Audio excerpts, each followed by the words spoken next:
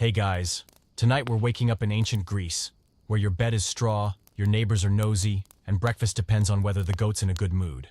There are no myths, no heroes, just one long, dusty day trying to survive like a real Greek villager.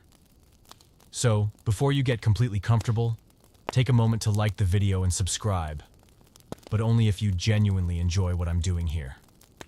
And let me know where you're listening from in the comments and what time it is for you. I always find it fascinating to see who's joining this sleepy little journey worldwide. Now, turn off the lights, maybe switch on a gentle fan if you enjoy that soft background hum, and let's ease into tonight's journey together. You wake up before you even open your eyes. Not because of an alarm clock, ancient Greece didn't have those, but because the sunlight has already crept through the small window and is shining straight onto your face. You squint, then open your eyes. It's already bright outside, and you know that everyone in the house is about to start a new day. Your home isn't big. It's a single room with red clay roof tiles and whitewashed mud brick walls. That room is where everyone sleeps, eats, cooks, and lives.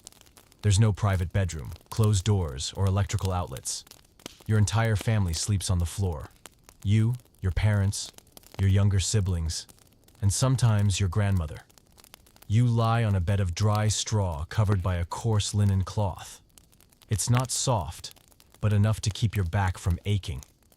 The blanket is just one big woolen sheet for everyone. You all try to stay in your spot through the night to avoid elbowing each other when you turn over. The space is small, but you're used to it.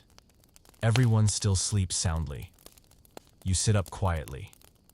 Careful not to wake anyone, you walk barefoot to the corner of the room, where a clay jar filled with water you fetched yesterday from the public fountain.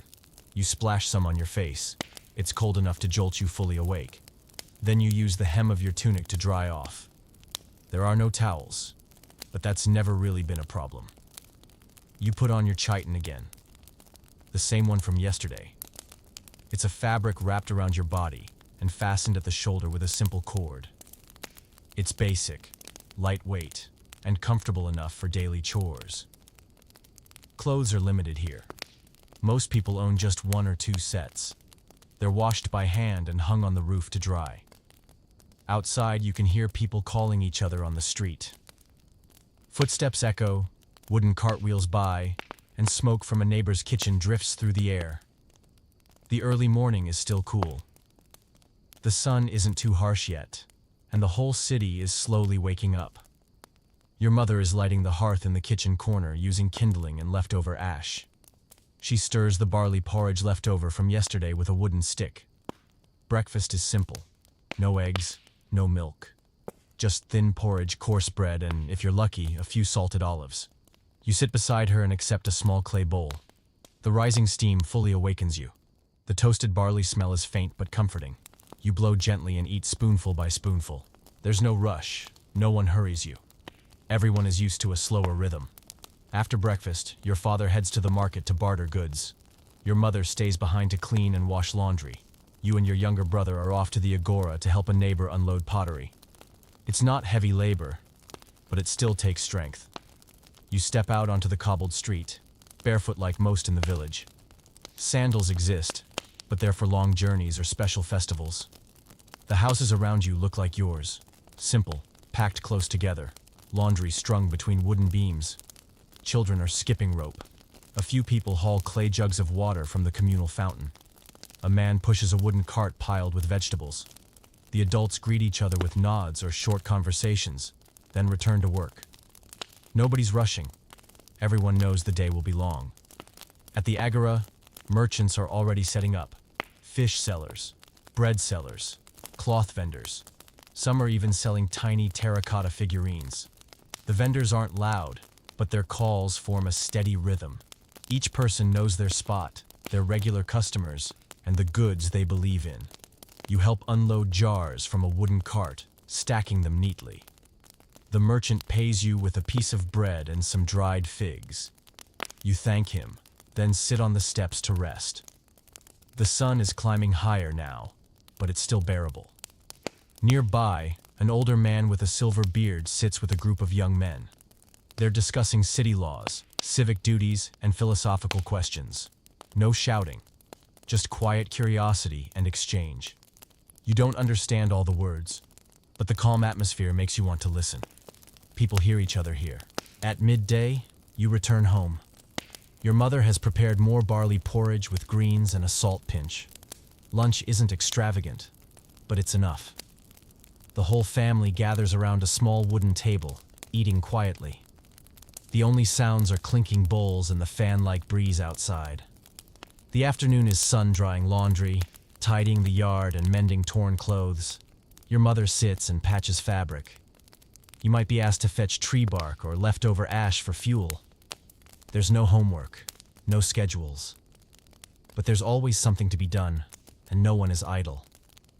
That's how a day begins in ancient Greece. Not grand, not noisy, but not boring either. Everyone survives through effort, living in nearly identical homes with a simple and slow rhythm. You're not a hero, not a philosopher. You're just a regular person beginning another day with a bowl of thin porridge and the light of morning. And the whole day still lies ahead of you. Your mother lights the fire early. You hear the soft clink of a wooden stick stirring ash in the clay oven. Smoke rises gently through the small roof opening. The scent of charcoal mixed with yesterday's reheated barley bread forms a smell familiar enough to wake up an empty stomach. You're sitting on the floor, legs still numb from sleeping on your side too long. Your younger sister is still asleep, her knee resting on your leg as if she hasn't moved all night.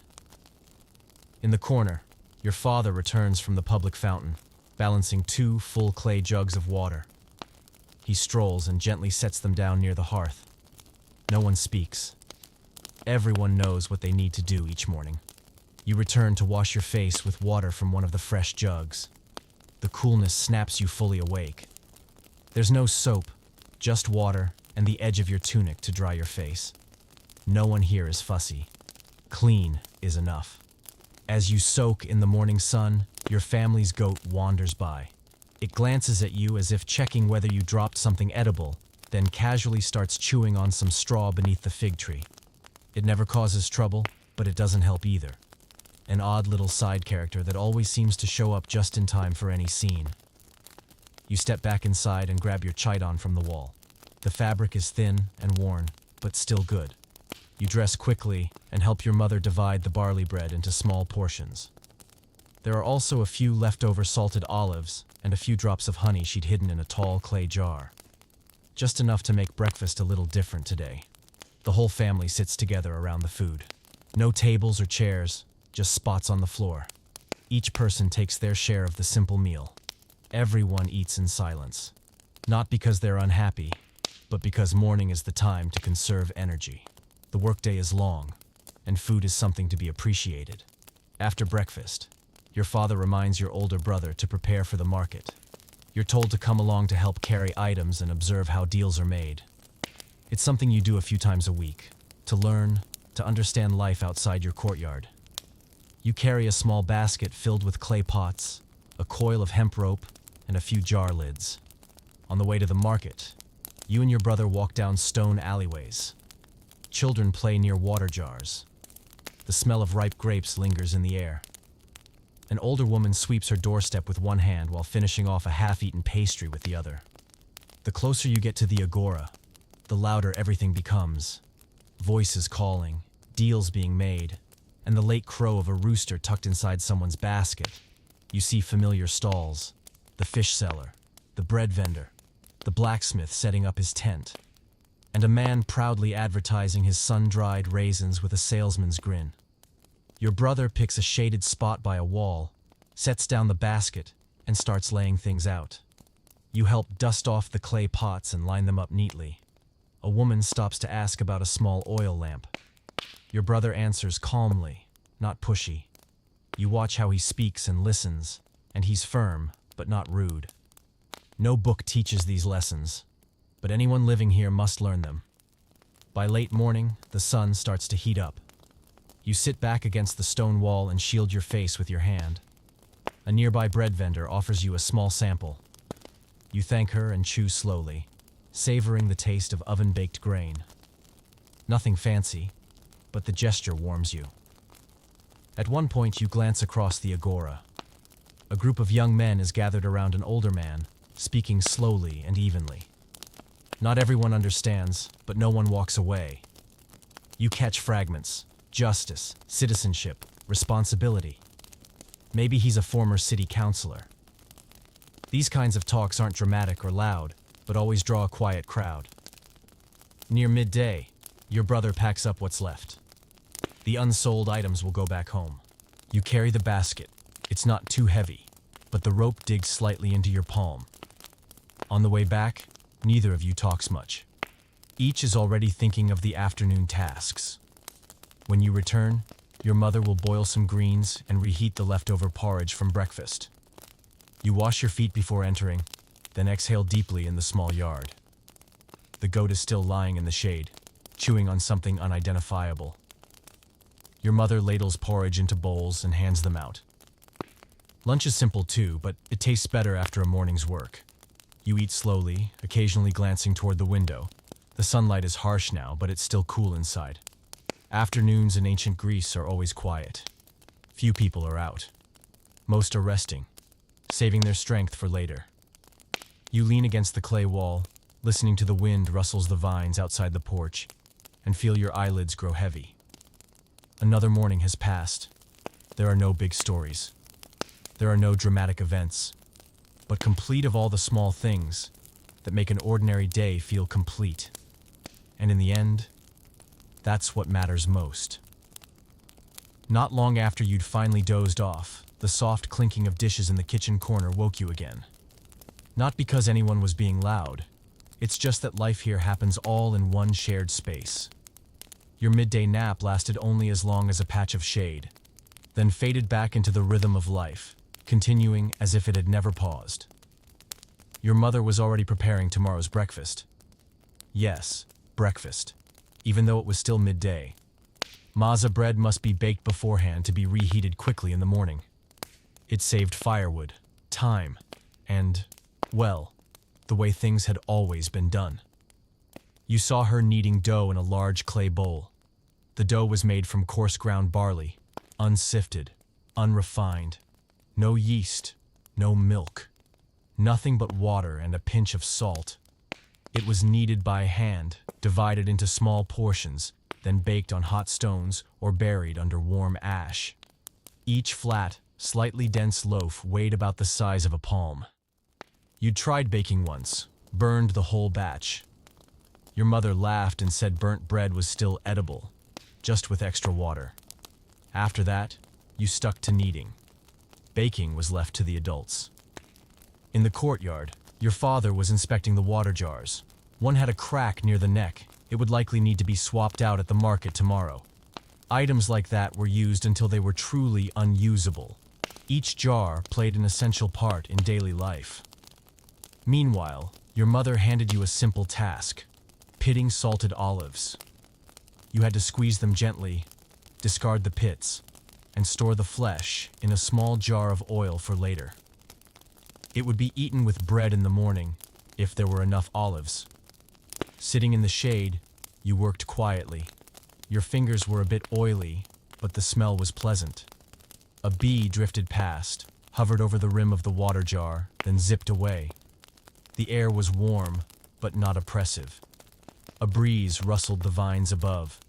On days like these, people asked for nothing more. The afternoon slipped by unhurried. No one rushed, but no one was idle either. Everyone had something small to complete before nightfall. Your little sister was weaving hemp rope. Your grandmother was mending a torn corner of a tunic. The cloth patch had been saved for years for this kind of repair. You were starting to feel hungry. Lunch had been light, and the morning had been long, but no one here snacked. Between main meals, your body was expected to rest and your stomach to practice patience. Occasionally, your mother might hand out a dried fig or a leftover piece of bread, but not usually. You thought back to this morning when the whole family sat around the mat, each with a piece of cold barley bread. Everyone dipped it in diluted grape water to soften it, chewing slowly. No one complained. No one expected more. Every breakfast was the same, and no one called it miserable. It was just normal. Still, if you were someone newly arriving here, breakfast might shock you the most. No eggs, no milk, no fresh fruit, no tea, no coffee. Nothing warm except the breath of the person beside you. The only star of the show was barley bread, maza, coarse flour mixed with water, shaped into discs, baked, and cooled. No butter, no jam. Eaten dry or dipped in diluted grape must.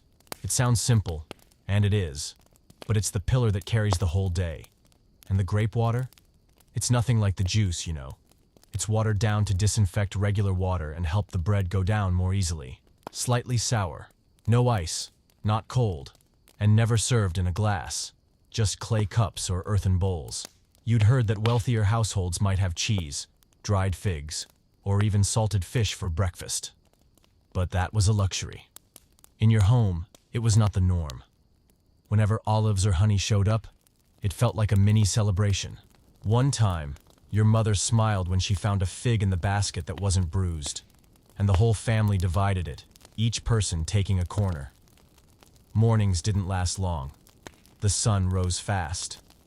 Once breakfast ended, everyone got to work.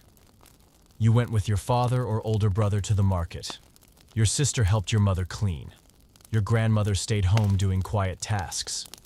No one had the time or the leisure to sit around and complain about breakfast. But if you're from the modern world, arriving here might leave you underwhelmed. Nothing is steaming hot. No rich coffee aroma wafting through the house. There are no clinking plates or the sound of a toaster popping. Everything here is quiet, steady, and so simple. It might make you feel like you've entered a time that wasn't made for people who love elaborate breakfasts. Yet, in that simplicity, you see life here more clearly. People don't eat for pleasure. They eat to live, to work, to keep going through long, sun-drenched days, walking over stone paths, under shared rooftops. And maybe, only when you've grown used to those plain mornings will you truly begin to understand how ancient Greeks lived. With restraint, with routine, and with quiet gratitude for life's smallest offerings. By late afternoon, the sun had softened. You took the chance to head out to the back courtyard and fill the large clay jar for bathing. There was no private bathroom, shower head, or hot water cascading from above. Here, cleaning yourself meant setting up a whole little ritual. First, you fill the water jar to the top. Then you placed a cheap bottle of olive oil nearby, not for eating, but for bathing. In ancient Greece, olive oil wasn't just a cooking staple. It replaced soap. It helped remove dust and sweat and kept the skin from drying out, especially when you spent most of your days under the sun. You poured a bit of oil into your palm and slowly rubbed it across your neck, shoulders, and back. Every motion was slow and deliberate. There was no mirror, no strong spray of water. Only the last golden light of day filtering through brick walls and the gentle scent of oil warming the air. Once your skin was coated, you reached for a strigil, a curved metal scraper of bronze or iron. Not sharp, but sturdy enough to scrape away the oil, now clinging to a layer of dirt and sweat. Using a strigil took a little skill. You drew it gently from your shoulder to your elbow, from your back down to your waist. In the stillness of the courtyard, the scraping sound was crisp and clear. It felt cool initially, a little raw if your hand pressed too hard. But over time, your body adjusts to it. You repeated the motions until you felt clean. Then, one ladleful at a time, you poured cool water from the jar over your body, from head to toe. The coldness sent a shiver through your spine. But it was refreshing, soothing. Here, bathing was never rushed, nor was it a daily affair. People washed only when truly needed. Water wasn't easily fetched, and olive oil was never cheap. Every bath was a small occasion. Sometimes a week would pass before you could oil scrape yourself like this. If you were wealthy, you could go to a gymnast or a public bathhouse, places with attendants to scrape oil for you, private rooms, expansive courtyards, and fragrant herbs to scent the skin. But you weren't in that class. You had a courtyard, a jar of water, and a strigil your father reforged from an old blade. When you finished, you dried off with a rough piece of cloth. No plush towel, no bathrobe. It was just a reused, sun-dried piece of linen that did its job well enough.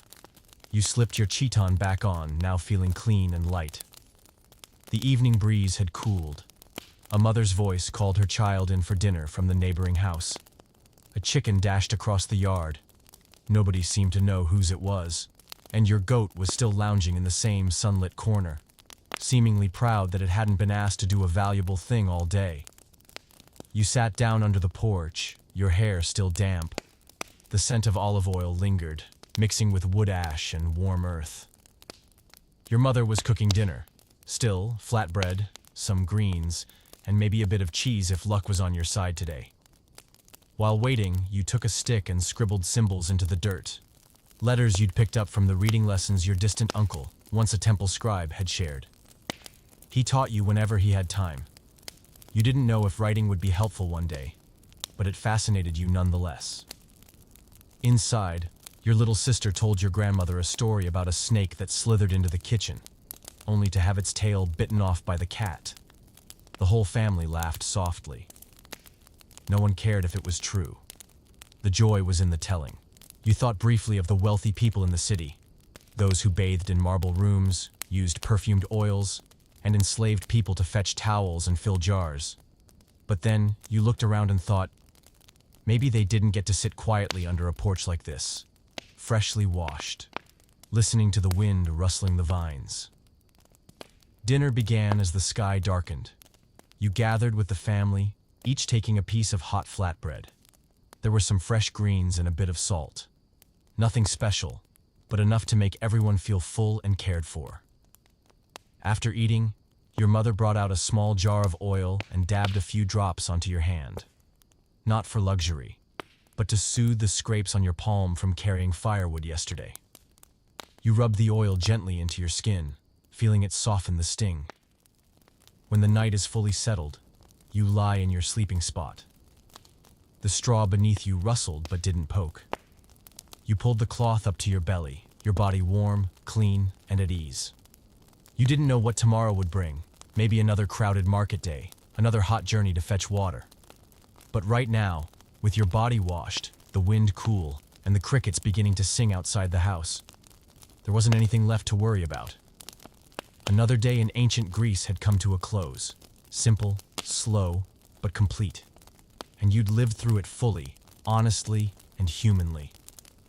The next morning, you woke up a little earlier than usual. The air was still cool, and the sun hadn't yet warmed the earthen floor. You sat up, stretched your back, and looked around the room. The rest of the family was still asleep. Only the sound of the cat scratching at a wooden post and the wind slipping through the door cracks had woken up ahead of you. You stood, walking barefoot into the courtyard. The water jar from the night before was still full. You ladled some out to wash your face, then dried off with the edge of your tunic. There was no mirror, but you could feel the alertness spread through your body. A morning breeze gave you a slight shiver, and that's when you realized you weren't wearing anything. You stepped back inside to find your usual chiton hanging by the wall. It was the one you wore most days, a long rectangular piece of cloth, folded in half, fastened at the shoulders with pins or ties, then wrapped around your body and loosely belted at the waist. A simple, breathable garment made for daily life. But there was one thing you still hadn't fully gotten used to. In ancient Greece, there was no underwear. No inner shirt, no underpants, no socks. Just one layer of fabric between you and the world, and all it took was a strong breeze to force you into an awkward posture. The fabric was made of coarse wool, or linen, thick enough for coverage but rougher than anything you'd worn before. There was no stretch, no fitted seams. If you moved too quickly or squatted carelessly, the hem could slide down to your ankles. Many people tied a zoster belt around the waist to keep things in place. It helped gather the fabric neatly and reduce the chances of wardrobe mishaps. But on hot days, wrapping an extra band around your body didn't feel too great either. You remembered the first time you wore a chiton to the market with your father. A gust of wind from the sea swept through the street, lifting your hem almost to your hips. You scrambled to hold it down while a group of kids laughed nearby. Since then, you always tied your belt tighter and walked with one hand ready to guard the hem, just in case. At home, your mother and sister dressed a bit differently. Women wore the peplos, also a wrapped garment, but typically longer, reaching the ankles, and with a folded-over flap at the chest, called an apoptygma. It offered more coverage, but the length got in the way when working, so women often hiked it up and tied it around their waist for convenience. Nobles wore softer fabrics, vibrant colors, embroidered patterns, gilded hems, or metal clasps. But you only glimpsed those things from afar, during festivals or parades. In your village, everyday clothing came in shades of off-white, pale brown, or ashen gray. No one changed clothes often. Everyone had one, maybe 2 outfits. Washing coarse fabric by hand and drying it under the sun took all day. Sometimes you wore a tunic still slightly damp from a cloudy afternoon. No one complained. As long as it was clean, it was fine. You fastened your chiton, adjusted the folds, and helped your mother remove the newly woven fabric. By the courtyard wall sat the loom, where she and your sister spent their free time weaving. Making fabric took time and energy, but it was essential. Clothes weren't bought, they were made, one thread at a time, by the hands of your own family. Your household owned one hymation, a larger cloak for colder days or formal occasions. Your father wore it to village meetings or temple visits. You only got to try it on during pretend games. It was broader, heavier, and far warmer than your usual tunic. You remembered one sudden cold snap. Your mother folded an old piece of wool and tied it around you with rope. It wasn't pretty, but it kept you warm. Clothes here had no lining. In the cold, people layered up, wrapped themselves in whatever fabric they had, or simply endured. By midday, when the sun was high, you understood why this style made sense. The fabric breathed, letting your body cool. But when working, the folds often loosened, the hem slipped, and you constantly had to adjust. Once, while carrying a water jar, your tunic slipped and tangled around your feet. You nearly fell. Thankfully, only your mother saw. No one laughed. Everyone had been through it. Everyone learned to manage. Your mother had taught you how to fold the fabric neatly and to tie it securely. These little tricks weren't in any book, but they were crucial if you wanted to live comfortably here. As evening fell, you sat under the fig tree in the corner of the yard. The house cat pawed at your tunic hem, convinced it had found a new toy. You gently nudged it aside. Sweat stains still clung to your garment, but you didn't mind. The fabric had softened with many washes. The sleeves frayed slightly, and the hem fluttered gently in the breeze. You realized that although these clothes were simple, no underlayers, easy to slip, readily caught in the wind, they were part of life here. Not for fashion, not to impress, but to live, to work, to get through a day of sun, dust, and kitchen smoke. You tugged your hem a little higher, folding it like your mother had shown you. The sky was darkening. The wind had picked up. And you didn't want another stray gust giving you another memorable day. The next morning, you woke just as sunlight spilled through the window. Warm golden rays landed directly on your sleeping spot, making it impossible to ignore even with half-closed eyes. A rooster called out in the yard in lazy intervals, accompanied by the familiar sound of your goat scratching at the dirt, foraging for breakfast. You sat up, your back slightly sore from sleeping awkwardly. Your tunic was twisted, evidence that you'd tossed and turned more than usual during the night. You straightened your chiton, tying the belt a little tighter than yesterday. The lesson from yesterday's surprise gust of wind was still fresh in your memory. Your father was already preparing to head out, and your mother was folding a bundle of freshly woven cloth. You were assigned a task. Go to your uncle's house at the end of the street and fetch a bundle of firewood arranged the day before. Not too far, but far enough that you'd be walking over a few stone-paved streets. Barefoot, of course. You picked up a small cloth sack, waved goodbye to your family, and stepped outside. The sun was already climbing, its light spilling down the street. The paving stones looked as though they'd been sun-dried all night. As you stepped onto them, you could feel a slow heat rising from below.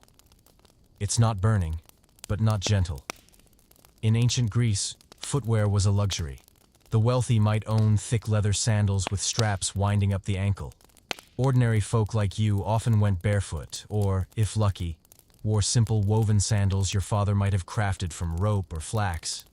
You did own a pair once, rough but functional, but the straps broke last week. Your mother was still figuring out how to repair them, so for now, it was just your familiar bare feet against the road again. The path wound between houses with whitewashed walls and terracotta roofs. Dust rose gently with each step. You avoided sharp pebbles, stepped around cracks, and dodged damp patches where decaying leaves clung to the stone. And then came the inevitable: goat droppings. No one cleaned up after the animals.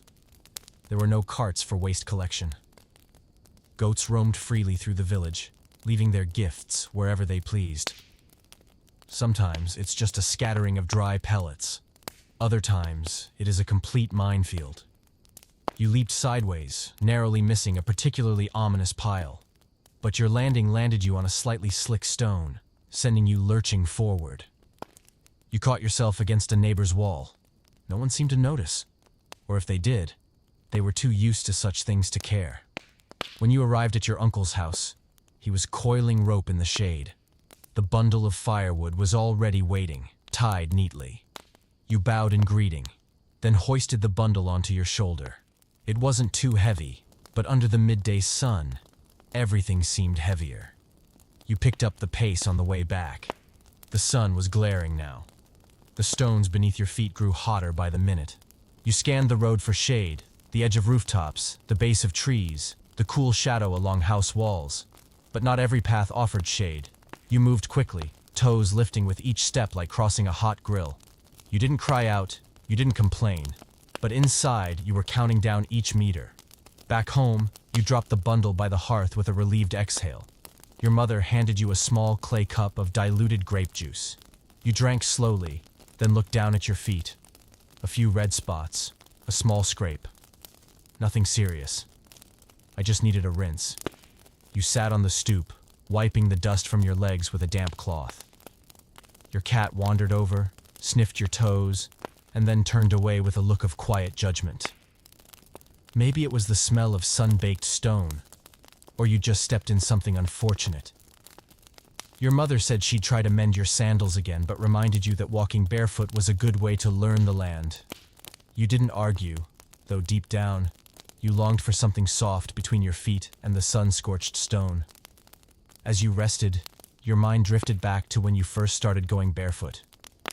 Your soles used to be soft, tender, and easily scratched. But after a few months, you could walk nearly all day and only feel a dull ache. The calluses had formed. Not pretty, but a sign that you were adapting. You once asked your father why no one made everyday shoes for people like you. He chuckled and said, "Greek feet were made for stone." It sounded simple, but it was true. This place was not built for softness. You were sent to fetch water from the village well that afternoon since the spout near your house had run dry. You tied the lid securely on the jar, patted it with cloth, and balanced it on your head with a scarf. Then you walked again, farther this time, hotter, and with even more goat droppings. But this time, your stride was steadier. No flailing, no slipping. You didn't hop over every stone or panic at every pile. You had learned to read the road, judge the shadows, and time your steps across the sizzling rocks. And slowly, just a little, you realized you were becoming part of this place. The sun, the dust, the heat beneath your feet, and even the small annoying realities like goat poop. They no longer felt foreign. And you knew, tomorrow, you'd walk that road again, still barefoot. You return home just after the sun passes its highest point. Your shoulders ache from carrying water, and your feet are still warm from walking over stone roads. The walk from the village well wasn't far, but each step felt like walking on a griddle under the sun. As you set the water jar down in the courtyard, your mother gives you a satisfied nod. She pours you a cup of diluted grape juice, and you sip it slowly, wondering, why don't people build taller houses here to catch more breeze and stay cool? The answer lies right in front of you, in the very house you live in. Homes in ancient Greece typically had only one story, rarely two. They were built from sun-dried mud bricks, straw-reinforced clay, limestone, and wood. The walls were thick and painted white to reflect sunlight. Roofs were layered with red terracotta tiles, stacked tightly together, some cracked but still reused. You live in one of those houses. Small, simple, with only one or two rooms. No glass windows, no ceiling fans. There is no fireplace for winter, and no air conditioning for summer. Windows are small square holes, sometimes covered with rough cloth or thin wood. On hot days, the inside of the house holds heat surprisingly well, maybe too well. Sometimes, it feels like living inside a slowly heating oven. You rest under the eaves, the coolest spot in the house during midday. One side is a white wall. The other is a canopy of grapevines trailing over a bamboo trellis. Sunlight filters through the leaves, scattering golden specks onto the ground. A soft breeze comes through the cracks in the door, carrying the scent of dust and damp lime plaster. Inside, the floor is compacted earth, smoothed and sprinkled with ash to keep it clean. It's not as glossy as tile, but cool enough for bare feet. Every morning, your mother sweeps it with a straw broom, sprinkles it with water, then wipes it down with a cloth. Cleaning is simple, but essential. You wander around the house, passing familiar sights: the water jar by the wall, the basket of fabric near the hearth, the low wooden table used for eating and writing, and a small shrine made from a few stacked bricks where your family honors the household gods. The walls are painted white with lime wash, reapplied in thin coats whenever cracks appear. Some spots still bear traces of cooking smoke or floury handprints. No one scrubs them off. They're part of daily life. Honest, unvarnished, unpretending. The roof is tiled in red clay, and beneath it run thick wooden beams. In summer, the ceiling traps heat well into the evening after a full day of sun. Even at night, when the house is quiet, the air feels warm, like lying near a fire long gone. The sleeping area is also the living room, the dining room, and sometimes the workspace. Everyone lives together in one shared space. No partitions, no doors. Each person has a small spot for their belongings, usually stored in a low wooden chest or cloth bags hanging from the wall. You have a small pouch where you keep your items, a length of twine, a smooth stone for sharpening your reed pen, and a half-finished embroidered cloth. You guard them carefully, each one handmade, not easily replaced.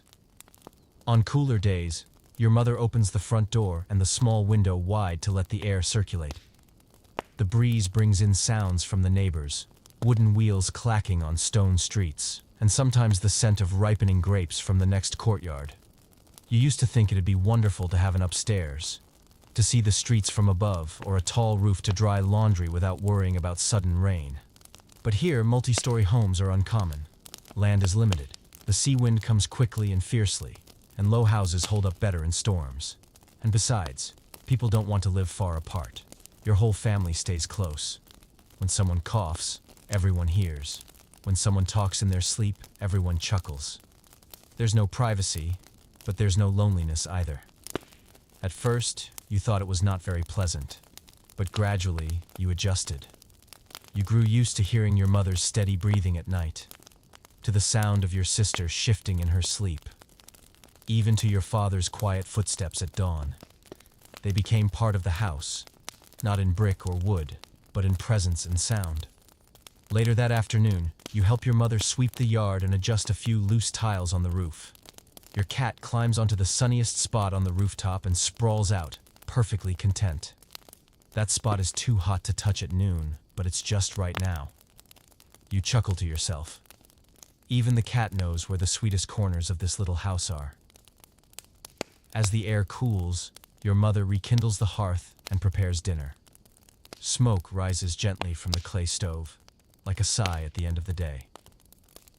You step back inside and feel the lingering warmth from the tiles and walls. It's unpleasant, but you're no longer surprised by it. And you know that when the family is asleep tonight, the roof tiles will still hold on to the day's heat, just enough to keep you warm through the night without needing a heavy blanket. This morning, your father gave you a new task: deliver a coil of flax rope to your cousin's house on the far side of the city. Nothing major, but the moment your bare foot stepped out into the sunlit courtyard, you sighed inwardly. Another day of walking. In ancient Greece, walking wasn't just the most common form of travel. It was nearly the only one. There were no bicycles, no personal ox carts for commoners. Horses? Forget it. Horses were for the rich, the warriors, and the statues of Olympic champions. You, on the other hand, are just an ordinary person. Very ordinary. So you tied the bundle securely, placed a cloth cap on your head, and set off on your early morning walk, just as everyone else did daily. The road from your familiar neighborhood was paved with large stones, neatly laid but not smooth. Uneven chunks of rock and gaps between slabs formed little traps that made you watch every step. You walked steadily, not too fast, not too slow. On either side were small houses like yours, white walls, red roofs, and slightly ajar wooden doors. An older woman watering her plants, a child chasing a cat. People greeted one another with nods or a few polite words. There were no car horns, no engines revving, only the sound of footsteps, wooden cartwheels in the distance, and birds chirping from the grapevines that draped the eaves. Occasionally, you pass a wooden pushcart pulled by a sturdy man. It might be loaded with jars, pottery, or sun-drying grapes. But carts were for business, not leisurely riding or getting around more comfortably. The main roads connecting public squares were a bit wider, but not enough for two carts to pass side by side. You remembered watching two ox carts try to squeeze past each other at a curve. It took nearly half a morning and several heated arguments to sort it out. You'd heard that in Athens, the roads were thoughtfully planned, with ramps for porters and stone bridges for the rainy season. But you'd never been that far. For you, transportation meant 2 feet, sun-drenched paths, dusty streets, and the occasional animal dropping, waiting for an inattentive step. You paused beneath a tree near a public well. A few people were drawing water, others chatted idly. No one was in a rush. Clocks didn't measure time here, but by light, shadows, and the number of times the roosters crowed. After a few sips of water and a short break, you continued. The deeper you went into the city, the busier the streets became. More people carried goods, children played, and now and then you'd spot a small festival procession with flower garlands and handheld instruments. You stepped aside, let them pass, and resumed your walk. You thought briefly how nice it would be to have a horse-drawn carriage like in the old stories. But then you remembered, horses were expensive, hard to feed, and they left quite a few souvenirs on the road. Besides, no one in your neighborhood had space for a stable. One goat already took up half your yard. A familiar realization hit as you neared your cousin's home. There were no street signs. Directions relied entirely on memory, or asking someone. You'd gone the wrong way 3 times when you were younger, since every house looked the same, and every bend in the road mimicked another. But this time, you remembered. You turned at the right alley, counted the houses with fig trees in front, and knocked gently on the wooden gate. Your cousin opened the door warmly, accepted the delivery, and poured you a water bowl. You sat to rest, briefly recounted your walk, then said goodbye, and began your return. On the way back, the sun had grown harsher. You wrapped a cloth around your neck to protect it, slowed your pace, and used every scrap of shade under rooftops. Sometimes, you stopped entirely, pretending to admire a wall carving or pot of flowers, just to escape the heat. You thought about walking, about how your feet had slowly gotten used to the hot stones, the grit, the rhythm of movement without thought. Each step was part of life here. No escalators, no buses, no, "I'll just take a taxi if I get tired." Just your feet, day after day, carrying you from place to place. By the time you got home, the sun was dipping westward. You slumped onto the step outside, leaned against the wall, and exhaled deeply. Your shirt stuck to your shoulders. Your ankles ached. But you felt a quiet satisfaction. Not because the journey was special, but because you had done it naturally, the same way people here had for generations. Your father appeared and asked simply, "Delivered?" You nodded. He patted your shoulder and returned to chopping wood. Nothing more needed to be said. Here, walking wasn't remarkable. It was just life. And if you lived long enough in ancient Greece, you'd likely come to miss the steady rhythm of your footsteps echoing across the sunlit stone roads beneath a sky full of red-tiled rooftops. You've just returned from a long morning of walking. Your legs ache, your shoulders are sore, and the only thing on your mind right now is the toilet. There is only one problem. In ancient Greece, the concept of a toilet wasn't exactly what you hoped for. No pristine white porcelain bowl, no toilet paper. There is no private stall door, and no automatic flushing. If you're lucky, what awaits you is a long stone bench with round holes cut side by side, and no dividers whatsoever. Most importantly, there is no door. In larger residential areas or near the market, the Greeks did build public restrooms, called latrines. These were rows of stone seats, each with a hole in the middle and a channel of running water below to carry away waste. Sounds civilized. Until you remember. Everyone sat next to each other, saw each other, and made conversation during their business. Suppose you're someone who values privacy. Well, too bad. Relieving yourself as a part of public life, and sometimes even part of your social life. Maybe you didn't get to talk to your neighbor at the market yesterday, but are you sitting side by side on the toilet today? That's when you catch up on the grape harvest. Many took the opportunity to discuss politics, gossip about the neighbors, or even critique lunch quality. There's no such fancy public infrastructure in the small village where you live. Your family uses a quiet patch of land behind the house, surrounded by a short fence made of bamboo and branches. A wooden stool with a hole cut in the middle sits above a shallow pit. Next to it, a bucket of ash for covering things up afterward. To be fair, it's slightly more private, if you consider a banana tree behind you as privacy. You head slowly to the back of the house, scanning to see if anyone's using it. No one. The goat is busy chewing the basket string, and the cat licks its paw in the corner. You breathe easier, step into the area, and handle business. No flush, no spray hose. After relieving yourself, Greeks used a small wooden stick or a rounded pottery shard called a pessoi to wipe. You pick one from the bamboo basket, carefully following the instructions your father once gave you. If the shard is too worn or has sharp edges, you pick another, because the consequences of choosing the wrong one are unforgettable. Some wealthier folks used sea sponges soaked in vinegar, especially in public baths, but that's a luxury far beyond your home. No sponges here, and vinegar is far too precious to waste. Once you're done, sprinkle a layer of ash from the kitchen fire over the hole. Wrap your cloth around yourself again and head out quickly. The heat is rising, and the smell is getting stronger. You don't linger. You leave the person in place for the next person. You've heard stories of people slipping mid-business, and of snakes slithering into the pit, scaring the life out of unsuspecting squatters. Since then, everyone knocks on the seat before sitting down, just in case. When you told your mother this, she laughed and said, "Now you understand why no one spends too long in there." In ancient Greece, relieving yourself wasn't rushed, but it also wasn't exactly leisurely. People did their business quickly but still found time to chat, no phones to scroll. There is no background music, but there was always someone telling jokes or discussing public affairs. For you, it remains a memorable experience.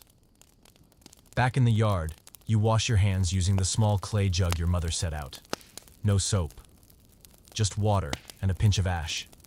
Once your hands are clean, you sit on the steps, exhale deeply, and quietly think, well, at least there wasn't a snake today. Your cat climbs onto your lap and settles in. It doesn't care where you've been. Ash or sunshine. It all smells the same to it. You stroke its back, feeling oddly refreshed. Everyone has to go, divine or mortal. And in ancient Greece, that truth was never more apparent.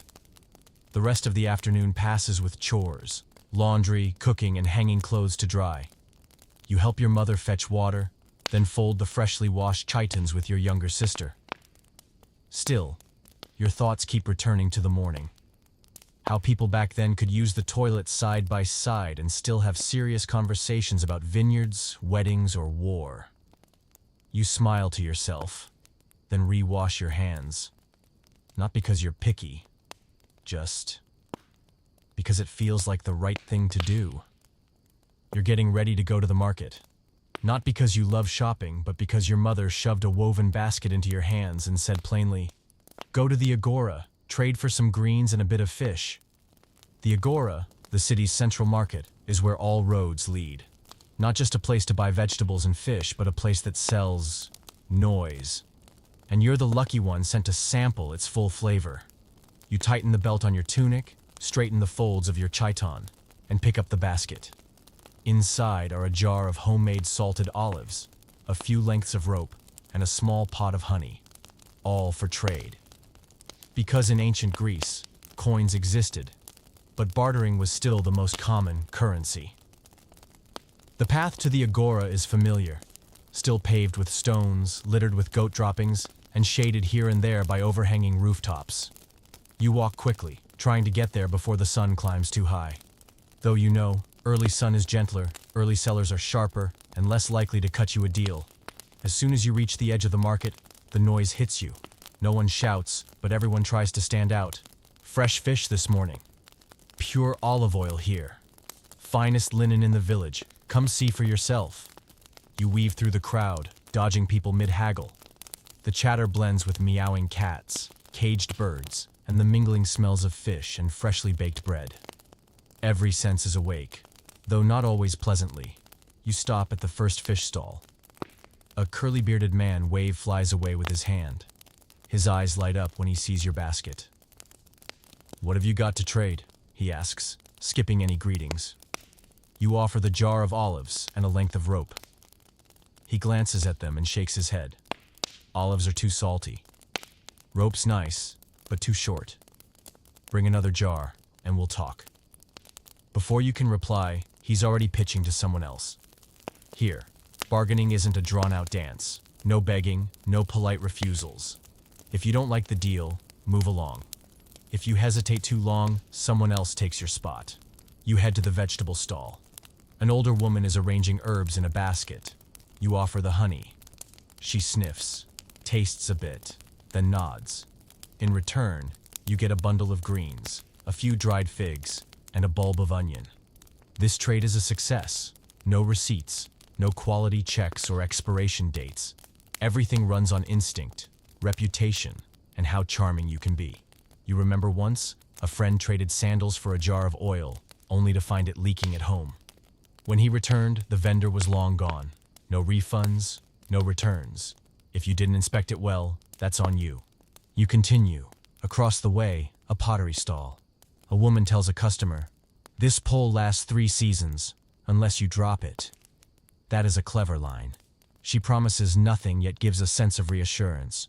You know there's no warranty here, but a good pitch still carries weight. You stop by a bread stall. An older man is baking barley cakes on hot stones. The scent fills the corner of the market. You ask softly, "Will you trade one for a bit of flax rope?" He eyes you, then nods. You pass the rope, take the bread, and bite into it. Warm, soft, with a hint of smoke. There is nothing better during this bustling morning. At one point, a fabric seller calls out to you, "That chiton would suit you. Freshly woven, twice as sturdy as the one you're wearing." You smile and shake your head. No one buys new chitons unless the old one fails to do its job. And you know if you stop, he'll spend 15 minutes trying to convince you otherwise. You squeeze back through the crowd and head home. Your basket now holds greens, some dried fish, bread, and a bronze button you found on the ground. It's not a bad haul for a morning at the market. You slow your pace, watching the people still haggling, an old woman bargaining over every coin. A shopkeeper is trying to double his prices, a child begging for cake. Two men are arguing over a misweighed basket. The agora isn't just a marketplace, it's where everything happens. Commerce, debates, performances, gossip, news. A day without it is a day outside the current of community life. And in a place with no price tags, the better haggler always wins. Back home, you hand your mother the basket. She checks inside, then smiles. "Not bad," she says. You don't reply, just nod and wash your hands. You know you'll likely be back tomorrow. You might get overcharged. You might trade for a cracked pot.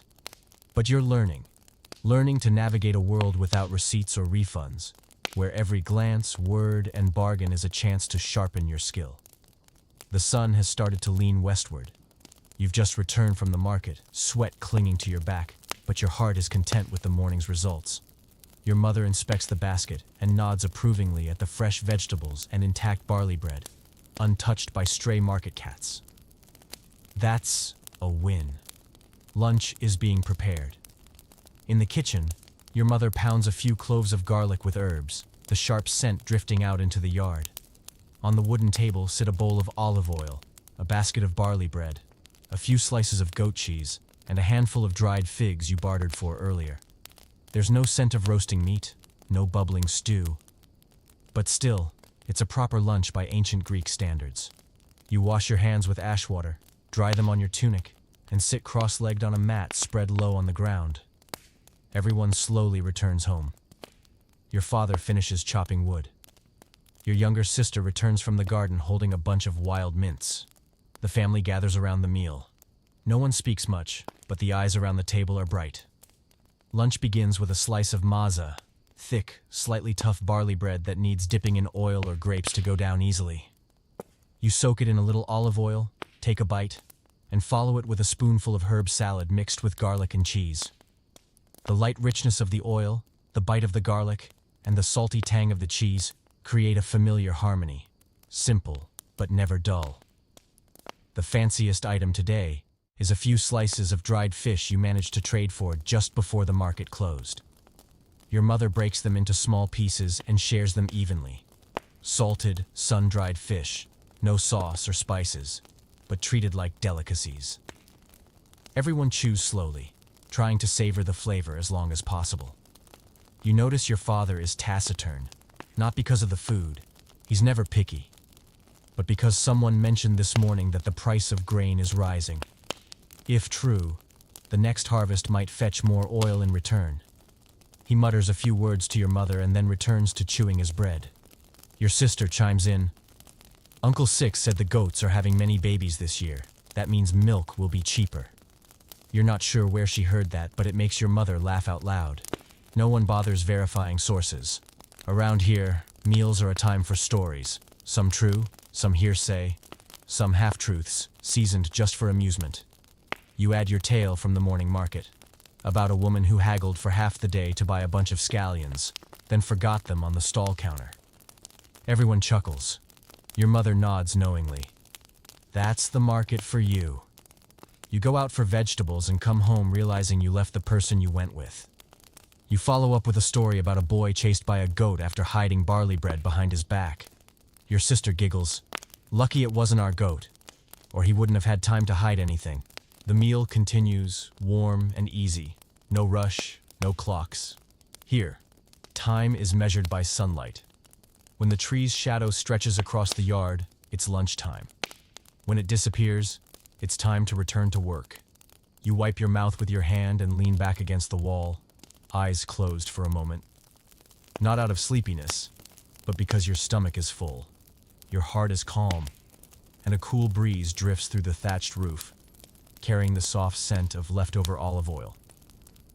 One thing you've noticed: meat is rare in meals. Chicken, lamb, and pork are expensive luxuries, usually reserved for festivals, feasts, or sacrifices. Your family eats mostly plant-based meals, and you've grown used to bread, greens, dried fish, and cheese. Meat isn't absent, just not for everyday life. Everyone understands that, and no one needs meat to feel like they've eaten well. Your mother once said, "A thin slice of fish, eaten when hungry, is worth more than half a chicken on a full stomach." You finish the last bite of bread and help your mother clear the dishes. Water is limited, so everything is rinsed briefly and dried with cloth. The plates and bowls are made of pottery, fragile, so everyone handles them gently. Breaking one might mean a week's wait to replace it. After the meal, the family rests for a bit. You lie on a mat by the porch, staring at the grapevine overhead. Sunlight filters through the leaves, casting golden spots on the earthen floor. A breeze passes through the doorway, light as breath. Your father begins telling a story from the old days, about a time in the army when he had to eat dry bread for 3 days because it rained too hard to light a fire, about a tentmate who lost a piece of fish to a passing cat just as he was about to eat it. Everyone laughs. Not because the story is fantastic, but because of how he tells it. Slow, steady, with the rhythm of a long poem spoken aloud. You close your eyes. The birds are growing quiet. The stove has gone cold. The scent of lunch still lingers faintly in the air. And your belly, even without ribs, pizza, or iced tea, is perfectly content. A Greek lunch. Little meat, lots of bread, and a whole lot of stories to go with it. After a belly-full lunch, your whole household settles into a quiet rhythm. No one speaks loudly. No one tries to squeeze in extra chores. The sun stands high above, casting harsh beams straight onto the courtyard, bouncing off the whitewashed walls until they nearly blind you. You know the signal well. It's time for the midday nap. In ancient Greece, napping isn't laziness. It's an essential part of the day, almost a ritual. There's no air conditioning, no electric fans, just heat, breeze, and heavy eyelids after a morning of walking and chores. And so, the midday nap becomes everyone's small salvation. You lie on the porch, the coolest place at this hour. There's no bed, just a rough mat woven from flax fibers, laid directly on the packed earth. No springs, no memory foam, but you don't complain. After walking to the market, bartering, and tidying the house, the ground feels like the only cool mattress left. Everyone else picks a spot. Your mother lays near the cold hearth. Your sister sprawls out on an old blanket. Your father props his legs on the doorstep, shielding his face from the sun with one arm. No one lies in a bed, because there is no bed. Beds are for the wealthy, framed in wood, padded with wool, and dressed with embroidered pillows. Your home has floors, mats, and a few straw-stuffed cushions, lumpy in places, sagging in others. But you've grown used to them.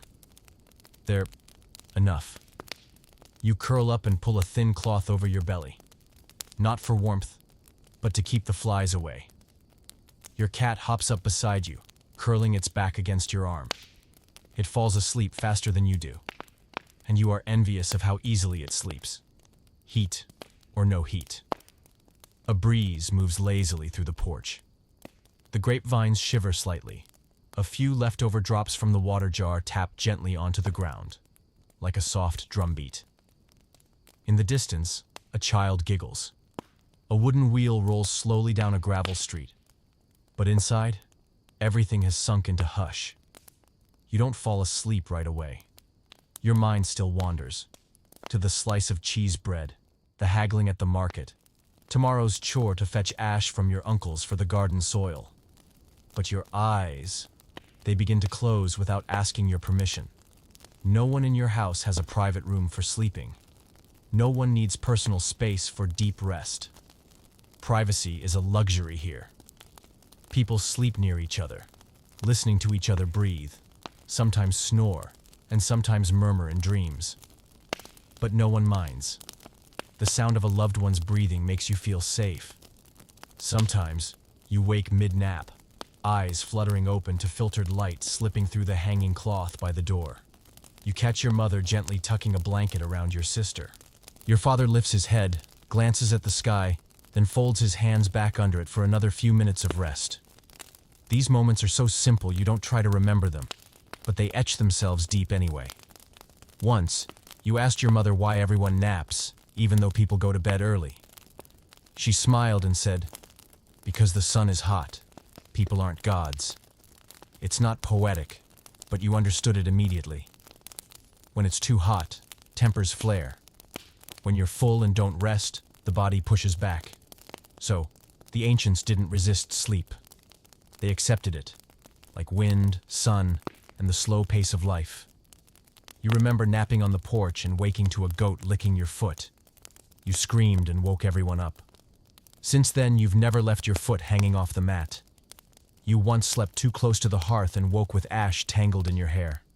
Your mother spent the whole afternoon trying to get it out. After that, you learned to sleep well away from smoky corners.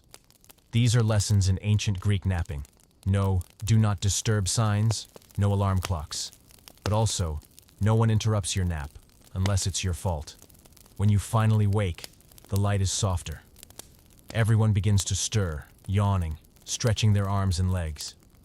Your father sits up, pushes the cloth aside and says, "It's time." No one asks, "What time is it?" Because the sun is still the only clock. You get up and stretch. Your eyes still sting slightly from sleep, but your body feels ready. You fold the mat, dust off your tunic, and rinse your face. The cat's still asleep. It has no tasks. But you do. The nap is over, and the afternoon awaits. Laundry, weeding, and maybe if you're lucky, a trip to fetch grapes for boiling into syrup. You know, each nap feels the same. The same mat, the same sun, the same breath of air. And yet, it's that sameness that brings comfort. You don't need a soft bed. You don't need memory foam. All you need is a patch of shade, familiar breathing, and a breeze rustling the grape leaves. That's enough to carry you gently through the hottest part of the day. A Greek-style nap. No bed, no plush pillows, and absolutely no one naps alone. The afternoon begins with your mother's familiar call. "Get the basin. Time to do the laundry." You sigh softly, not surprised. Every Friday is laundry day, and you've known this was coming. Still, even with that knowledge, there's always a twinge of dread at the thought of battling a week-old chiton stained with dust, sweat, and stubborn blotches of dried fig sap. You grab the clay basin, bundle the clothes in a large cloth, and follow your mother and younger sister to the small riverbank behind the village. It's the only place with enough water and space to wash properly, which also means it's the gathering spot for everyone with the same idea. The river water is clear but cold. No warm tap, no scented soap, no washing machine, fabric softener, or delicate cycle. Here, laundry is literal. Soaking, scrubbing, wringing, slapping cloth against stone, then rinsing, all by hand.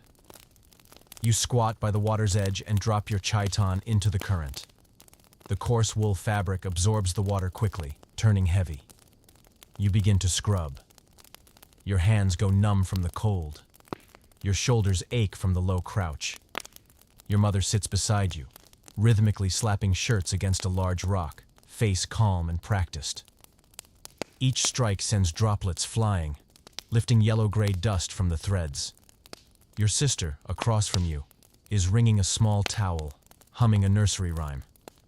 Your task is the chiton you wore for 3 straight days, marked with fish oil, road dust, sweat, and sap from sitting under the fig tree. It now seems to be resisting your every effort to clean it. You scrub it once or twice, then pour water over it. The faint scent of old olive oil rises from the fabric. Not pleasant, but better than sweat. You try to lift it. Your arms feel like stone. "Just beat it against the rock," your mother suggests. You nod, lift the chiton, and slam it hard onto the stone slab.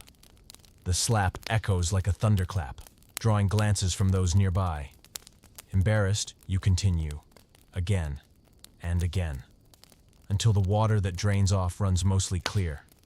You ask, "Why don't we use something to clean faster?" Your mother smiles and points to a small jar of wood ash. "This works better than soap. It lifts the grease and takes away the smell." Hesitantly, you pinch some ash and scatter it over the fabric, scrubbing again. It feels gritty and burns your hands slightly, but it does work. The foul scent begins to fade, replaced by a faint, smoky odor. Not fragrant, but at least clean. Once done, you wring out the chiton. There's no spin cycle. You twist it with all your strength, squeezing it until it drips slowly, then lay it flat across a warm stone to dry in the sun. One by one, chitons, towels, and cloth strips line the rocks like pale flags fluttering under golden light. The afternoon breeze stirs the fabric. A stray cat walks across the laundry, plopping onto a fresh towel like it owns the place. You shoo it away gently, then dust the cloth. It is too late. Faint paw prints mark the damp surface. You look around. No one has brushes, no one has fabric softener. But everyone is working diligently. One woman sings to her baby while scrubbing. Another tells her life story to a stranger mid-wash. There's no privacy, yet no one minds. Washing clothes here isn't just about cleanliness. It's a time for breathing, talking, and feeling the rhythm of life in the cool current. When the clothes dry, your mother folds each piece, ties them with hemp string, and stacks them neatly into the basket. You help your sister roll up the towels and collect the wooden clothespins. The wind picks up. Shadows stretch long across the river. Wild ducks waddle past, quacking softly. You carry the laundry home, arms sore from wringing but feeling strangely light inside. It's odd how the most exhausting task brings the clearest sense of calm. Back home, your mother hangs the still damp chiton on a wooden beam to dry completely. You sit on the steps, sipping water, watching sunlight glint on the lingering water droplets in the fabric. There are faded patches from the sun and time, but that's normal. No one here wears new clothes every week. A chiton that lasts 5 years is something to brag about. You run your palm over your hands. The skin's rougher now. It's a little raw in places. But you smile. At least the shirt you'll wear tonight will smell fresher than it did yesterday. Doing laundry in ancient Greece isn't fast. It isn't fragrant. It certainly isn't gentle. But it ties people to each other. It ties hands to water. It ties you to this place, raw, honest, and grounded in the most ordinary, beautiful way. That afternoon, just as you finished hanging up the freshly washed chitons, your father called you over with a rare tone of seriousness in his voice. "Today, I'm taking you for a haircut." You paused. Haircuts weren't something that happened often. Partly because your hair never got that long, and partly because no family member could remember the last time anyone had gone for one.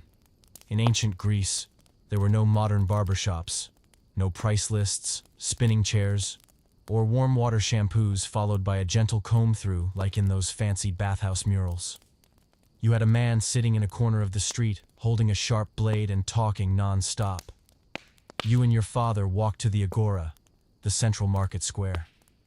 But instead of heading into the main area, your father turned into a small alley by the side of the market, where a wooden awning offered minimal shade.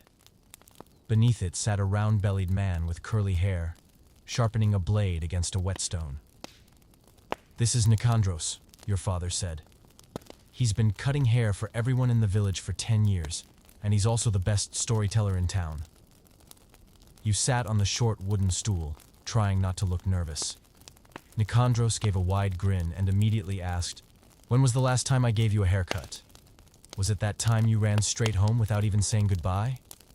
You blushed. Clearly he remembered, though you didn't. There was no mirror.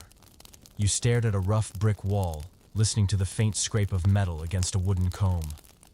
Nicandros began, not with scissors, but with a small razor. It wasn't as sharp as you expected, so each cut felt more like your hair was being tugged out of your scalp than trimmed.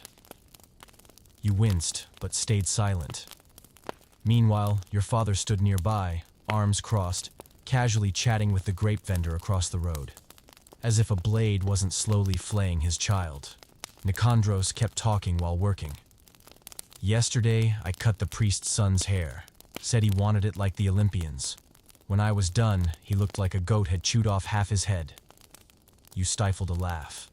Not because it was funny, but because you didn't want to shake your head while a blade was near your ear. Hairstyles in ancient Greece weren't complicated. Most men wore short hair and shaved clean around the nape and ears. Like warriors or athletes, young men might grow out the top and tie it back. Older men kept it tidy. No fuss, no hair gel, no blow dryers. When he finished, Nicandros brushed the hair from your neck and lightly sprinkled a few drops of water mixed with olive oil onto your scalp. His version of disinfecting, and maybe an attempt to make you smell slightly nicer. You reached up to feel your hair. Shorter, uneven, but cooler. And no blood felt like a small victory after a haircut without mirrors. Your father paid Nicandros with a barley bread bundle and a few hemp rope cords. No coins were exchanged. In this world, everything could be traded, even a fresh haircut. On the way home, your head did feel lighter, in every sense. The breeze through your hair felt good.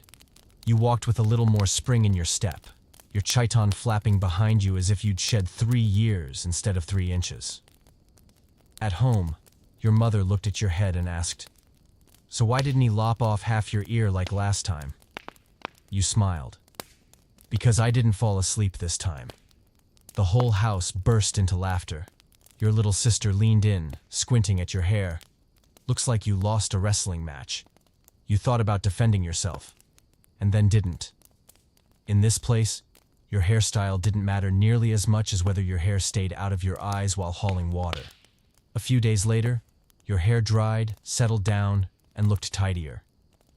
You realized that getting a haircut was much like doing laundry.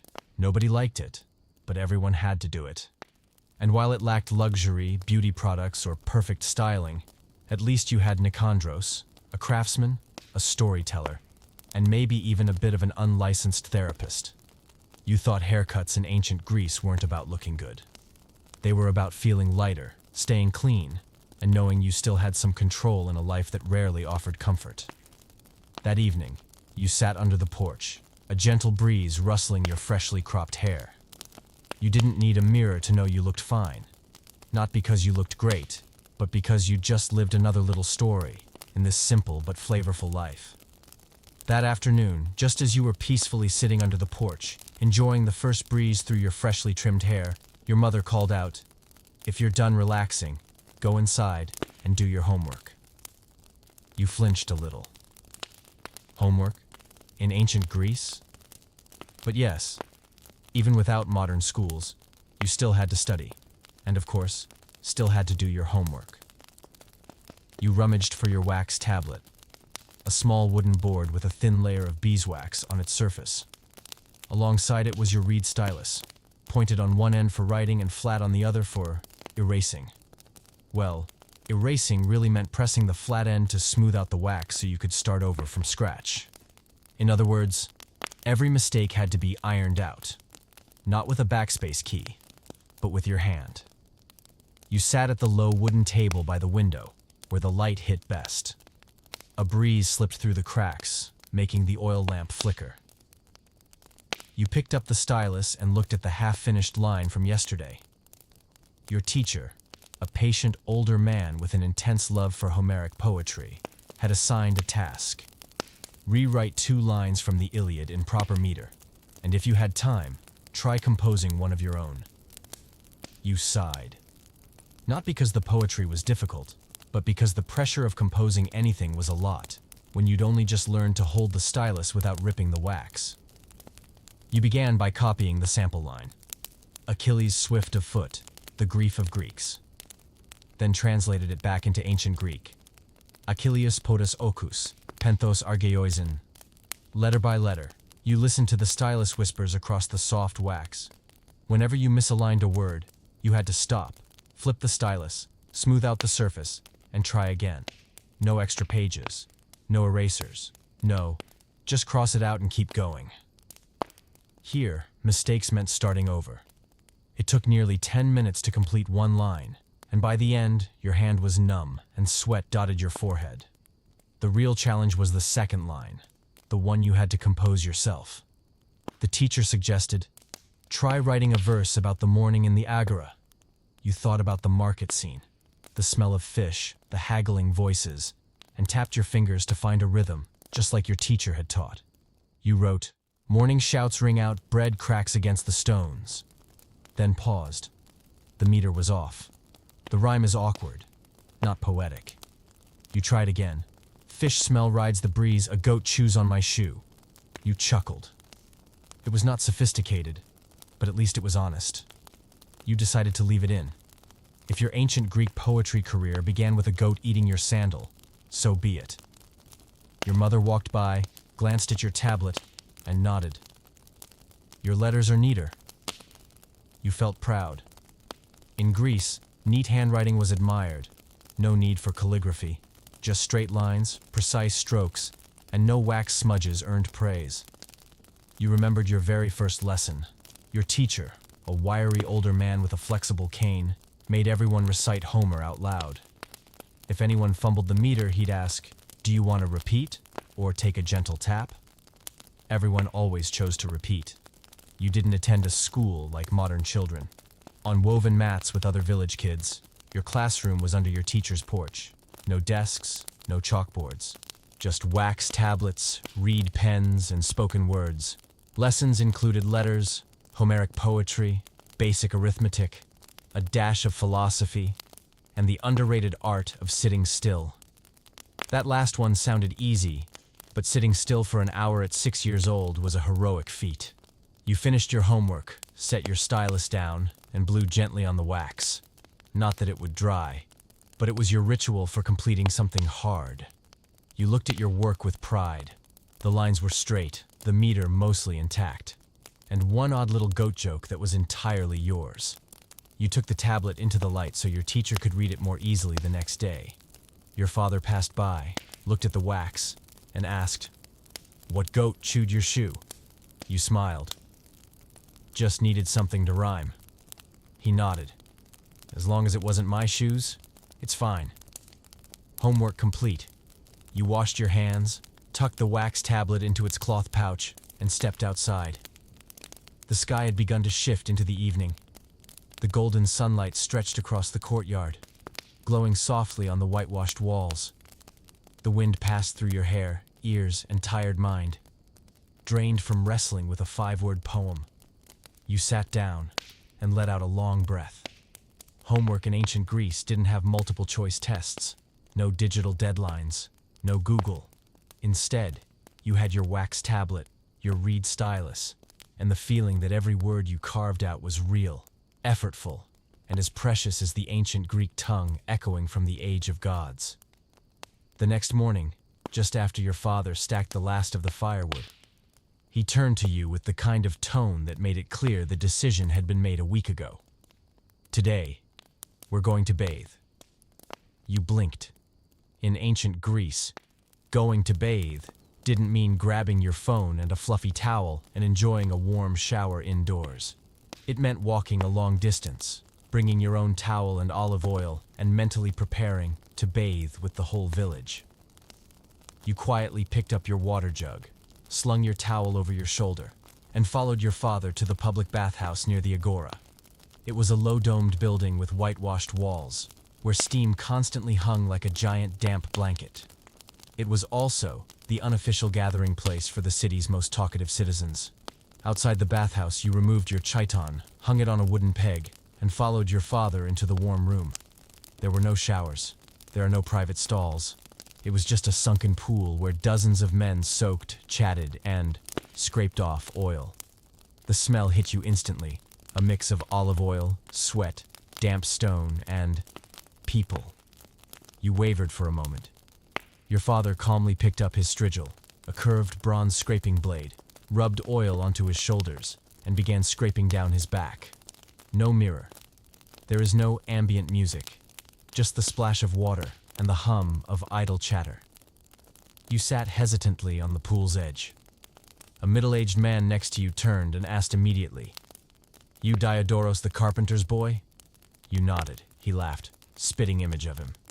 Same wide-eyed look my first time here. Then he launched into a tale about accidentally scraping off part of his hair while rushing to a meeting. The story had no climax, but he told it like a heroic epic.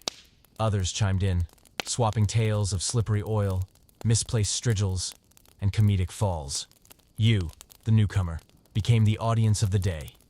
You began applying oil to your skin. Not the same kind used for cooking, but lightly pressed, unfiltered olive oil meant to keep the skin from drying out after soaking. It felt slippery, a little pungent, and unfamiliar. You took your strigil and scraped your arm. It was cool and odd. The dirt and sweat came away with the oil, but your hand wobbled, leaving a crooked streak like a paint smear. Your father chuckled. "Don't press so hard. It's oil, not mud." You nodded and adjusted your grip. It felt like drawing, except the canvas was your own body. While you were still awkwardly working your shoulder, a group of men entered, one of them a long-bearded figure in a gray himation deep in thought. Someone whispered, "That's Phylon. He gave a talk at the Agora this morning." Your eyes widened. Not a gym teacher, a philosopher. In ancient Greece, prominent thinkers often came to the bathhouse to continue their debates after their lectures. This means you could sit in bathwater next to someone whose ideas would still be quoted 2,000 years from now. Phylon began talking to the man beside him about the nature of cleanliness and filth, then shifted into the soul's relationship to oil purification. You tried to keep a serious face, even though your freshly scraped back started to itch. You slid into the pool. The water was calm and gently warmed by an exterior heating system. You stayed near the edge, avoiding the center, where two men were arguing loudly about whether a strigil or a cloth was more effective for bathing. No one bathed alone. No one whispered. Bathing was for relaxation, socializing, and getting the latest gossip. If the Agora was the social network, then the bathhouse was the group chat. After soaking long enough, you climbed out, dried off, and applied a thin layer of oil again for moisture. No lotion, no perfume, but you felt renewed. Your father slipped his chiton back on, clapped you on the shoulder, and said, "Not bad. Next time, you can come on your own." You thought, "Maybe, but I'm not sure I want to." You stepped out of the bathhouse, hair damp, skin slick with oil, and ears still echoing with murmured philosophy like a distant stream. You felt cleaner, and also, oddly, more exhausted. Back home, your mother sniffed and asked, "Use the cheap oil again?" You grinned. The good stuff was all taken by Phylon. She laughed. Your little sister came close to sniff you, then recoiled. "Smells like sun-dried fish." You didn't argue. Even the finest olive oil never quite smelled like rose-scented soap. But at least you'd completed a proper Greek bath. No privacy, no bubbles, and the occasional half-naked philosopher lecturing beside you. Just after your bath, your skin still glistening with olive oil, you sat under the eaves to let your hair dry, when you heard a familiar rustling sound behind you. You turned around, and sure enough, the family goat was once again chewing on the firewood rope like she'd been personally assigned to quality check the flax fibers. You got up and gently shooed her out to the yard. She looked at you with a completely unrepentant expression, then strolled off like a gentleman politely asked to leave a tea party. The goat's name was Thalea, but everyone in your house called her Grandma. It wasn't a random nickname. In ancient Greece, animals didn't live in separate pens or barns. They lived with people, in the yard. Sometimes, even inside the house. You entered the kitchen and found your mother holding a towel while the cat leaped onto the water jar, lounging as if she were the house's valid owner. Your little sister sat nearby, holding a pastry in one hand, trying to hide it from the cat's intense, unblinking gaze. Of course, not very successfully. Because moments later, the cat had already taken a precise bite from the corner of the pastry. You asked your mother, "Why don't we teach the cat to sit still?" She laughed. "Because you can't teach something that thought it owned the place before you were born." And it was true.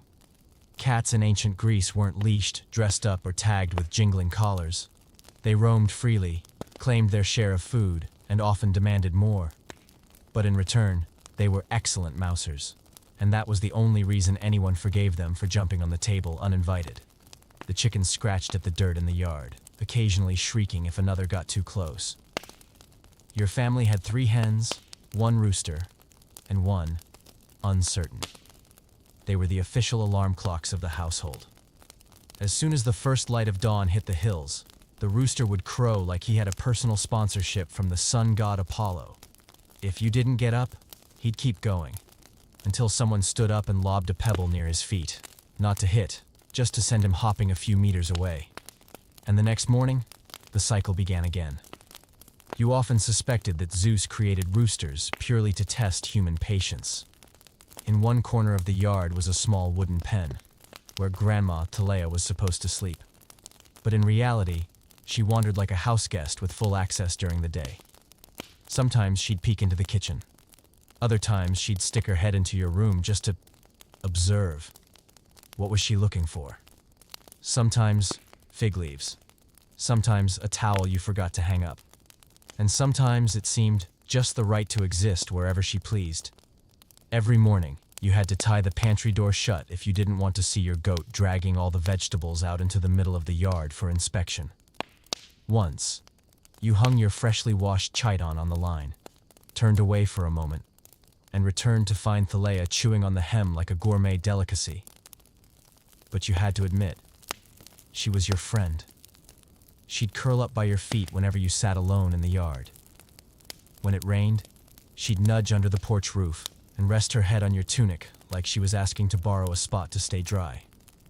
Once, when you were crying after a scolding from your teacher, she licked your hand and sat silently beside you.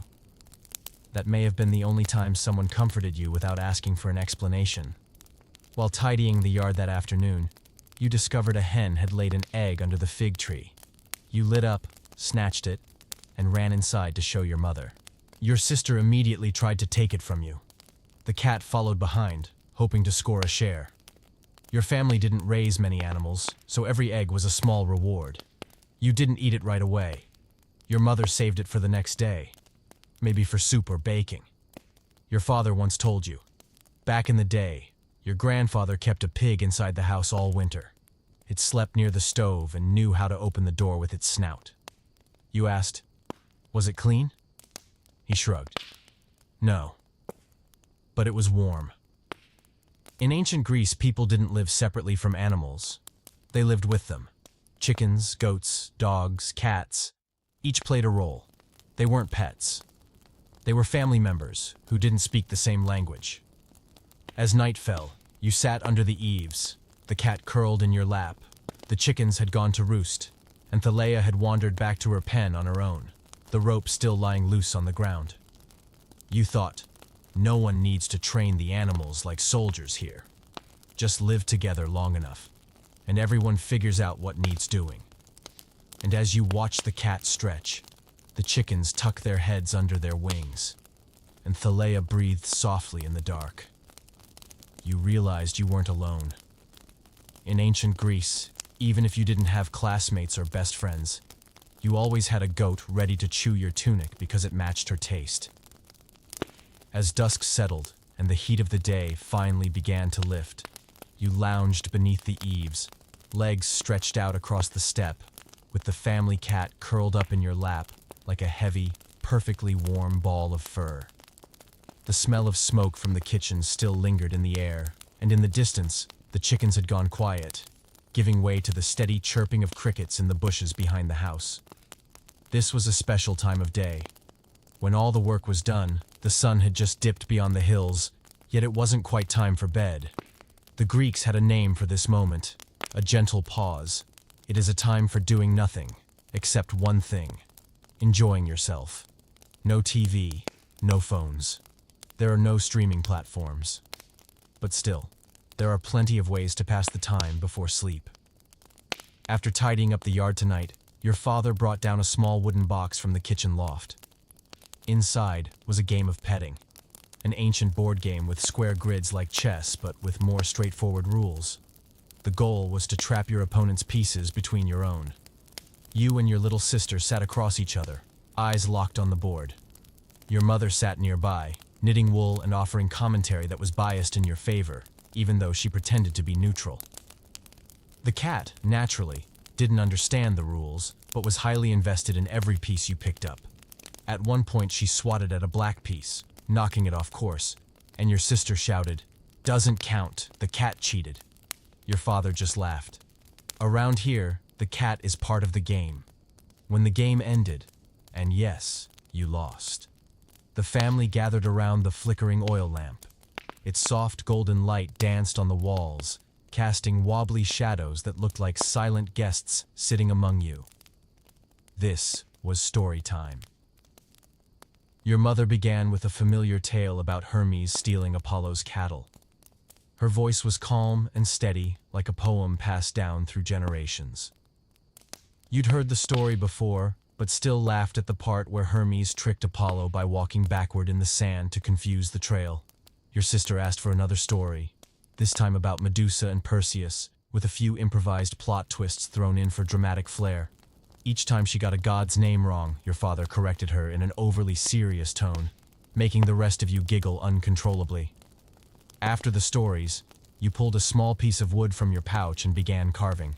No sketchbook, no colored pencils, but you had a carving knife and a smooth block of softwood. You'd been learning how to carve simple shapes, a fish, a cup, even a portrait of your house cat, though it looked suspiciously like a plucked chicken. Your mother said, you could take that to market and trade it for some oil. You chuckled. You'd probably have to carve 10 cats just to get 1 jar of decent olive oil. Your sister was busy braiding twine and trying to make little bracelets or hair ties. She swore that she'd weave an entire rug one day, but for now, her most tremendous success was tying a bow around the cat's tail, which the cat firmly rejected. Your father was sharpening his strigil blade. Your mother kept knitting, and you continued carving, the crickets singing in the background, the lamp flickering gently in the breeze. It was strange. No one was idle, but no one was busy either. Sometimes neighbors invited you over for communal story nights, where everyone brought a tale or a riddle to share. Some imitated Zeus's thunderous voice. Others told stories of goats getting struck by lightning for eating sacred wheat. Everyone laughed. No one cared if the stories were true, just that they were told well. You once told one story about Dionysus turning into a fish to avoid a wine banquet. No one believed it, but everyone clapped. You felt like you'd won an unofficial village Oscar. As the oil lamp began to dim, the family quietly packed up. Your sister gathered the game pieces. Your mother folded her knitting. You wrapped up your unfinished carving and tucked it into your pouch. The cat stretched, yawned dramatically, and padded off to her usual sleeping spot at the edge of the mat. Before blowing the lamp, your father reminded you, "Tomorrow it's our turn to host story night." You nodded, wondering what tale you might tell, or at least which riddle could keep the neighbors scratching their heads until morning. Night crept in. You lay down on the mat, tugged your chiton over your belly, and stared at the ceiling. The sound of stories still echoed faintly, maybe from next door or maybe just from memory. You smiled to yourself. No screens. There are no replay buttons, no curated playlists or lo-fi background music. And still, nights in ancient Greece were filled with laughter, stories, and games that made you forget you ever wondered, what would I even do without a phone? You've just woken up from a short afternoon nap and are about to wash your face when you see your little sister sitting on the porch, pale as a sheet. You ask, "What's wrong?" She mumbles, "I whistled," and the cat ran away. You blink, then laugh, but your mother doesn't. She steps out from the kitchen, her voice stern like the goddess Athena. "I told you not to whistle in the evening. Do you want to summon a ghost?" That's how it is. In ancient Greece, whistling at night was taboo. Not because it might bother the neighbors, but because people believed the sound would attract wandering spirits. And not all spirits were friendly. You sit down beside your sister, trying to hide your smile. Even if you don't entirely believe in ghosts, you're not eager to discover whether some bored deity might show up because of a misplaced whistle. In ancient Greece, taboos were everywhere. They weren't written into laws, but everyone knew them, and no one dared break them. Most were strange, in their special way. Like this one, never look at a fighting rooster before a wedding. Why? Because roosters symbolized conflict and aggression, and if you saw one before your wedding, it was believed your marriage would be full of arguments and pecking each other like chickens. You asked your father, "What if we raise chickens at home?" He answered, Then the night before the wedding, cover their cages. Makes sense. Peace is preserved if the chickens can't see you, and you can't see them. Another rule you heard over and over growing up. Never spill water while talking about someone who has passed. If water spills during a conversation about the dead, it's a bad omen, as if their spirit is present and displeased with what's being said. Once, your mother accidentally knocked over a jug while speaking about your late great-grandfather. That night, she lit an oil lamp, sprinkled salt around the door, and whispered apologies, since no one in your house has ever told ancestor stories while drinking water. There's also the rule: never offer your left hand to someone, unless you want to insult them. The left hand was seen as the hand of Hades, god of the underworld. It was considered unclean, both literally and symbolically. So, all greetings, exchanges, and oaths had to be done with the right hand. You once almost handed over a fish with your left hand at the market, and the seller instantly pulled back his goods, eyeing you as if you'd cursed his entire bloodline. Another well-known taboo: don't eat beans during a sacrificial festival. Maybe because beans cause indigestion, but the Greeks believed beans were connected to the souls of the dead. Some philosophers, like Pythagoras, even refused to eat beans entirely, claiming they contained reincarnated souls. You're unsure if that's true, but ever since hearing it, you've eyed bean stew cautiously. Even on an empty stomach, you hesitate if the day feels spiritually significant. That night, you share all this with your sister to calm her down, though you throw in a few extra details for drama. You say, if you whistle exactly at midnight, the spirit won't just come. It'll ask to borrow a scarf. And if you don't give it one, it'll... Your sister screams and covers her ears. You laugh. Your mother calls from inside. Don't scare her too much. And no more whistling. Your father takes it more seriously. He says, every taboo comes from something. Whether you believe it or not, respect it, because maybe our ancestors lived through something they never forgot. You understand, taboos are like an invisible shield, keeping people cautious and preserving dignity. Sometimes they're just how the ancients explained things they didn't yet understand. Before bed, your mother sprinkles salt around the door, an old tradition to keep bad spirits out. You once asked, what if the wind blows the salt away?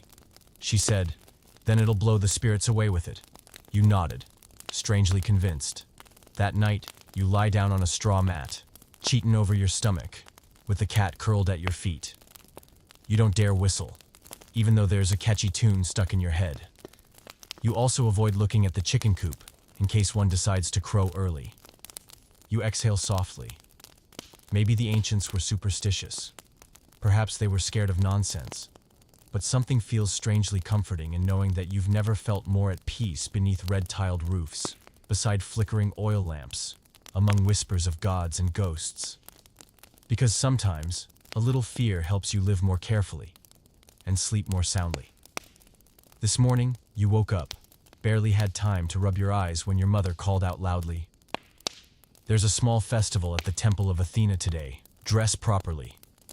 You blink. Yes, properly. But in ancient Greece, dress properly means battling with a long, unsewn, unhemmed piece of cloth with no buttons or zippers whatsoever. You pull the chiton out of the chest. It's a wide rectangular piece of fabric, woven from wool or flax, light brown, with a few worn spots from that stumble at the market last month. You take a deep breath and begin the familiar but never easy ritual, wrapping yourself in fabric. Wearing a chiton is an art. First, you fold the cloth so the top edge rests neatly on your shoulders, forming a faux neckline.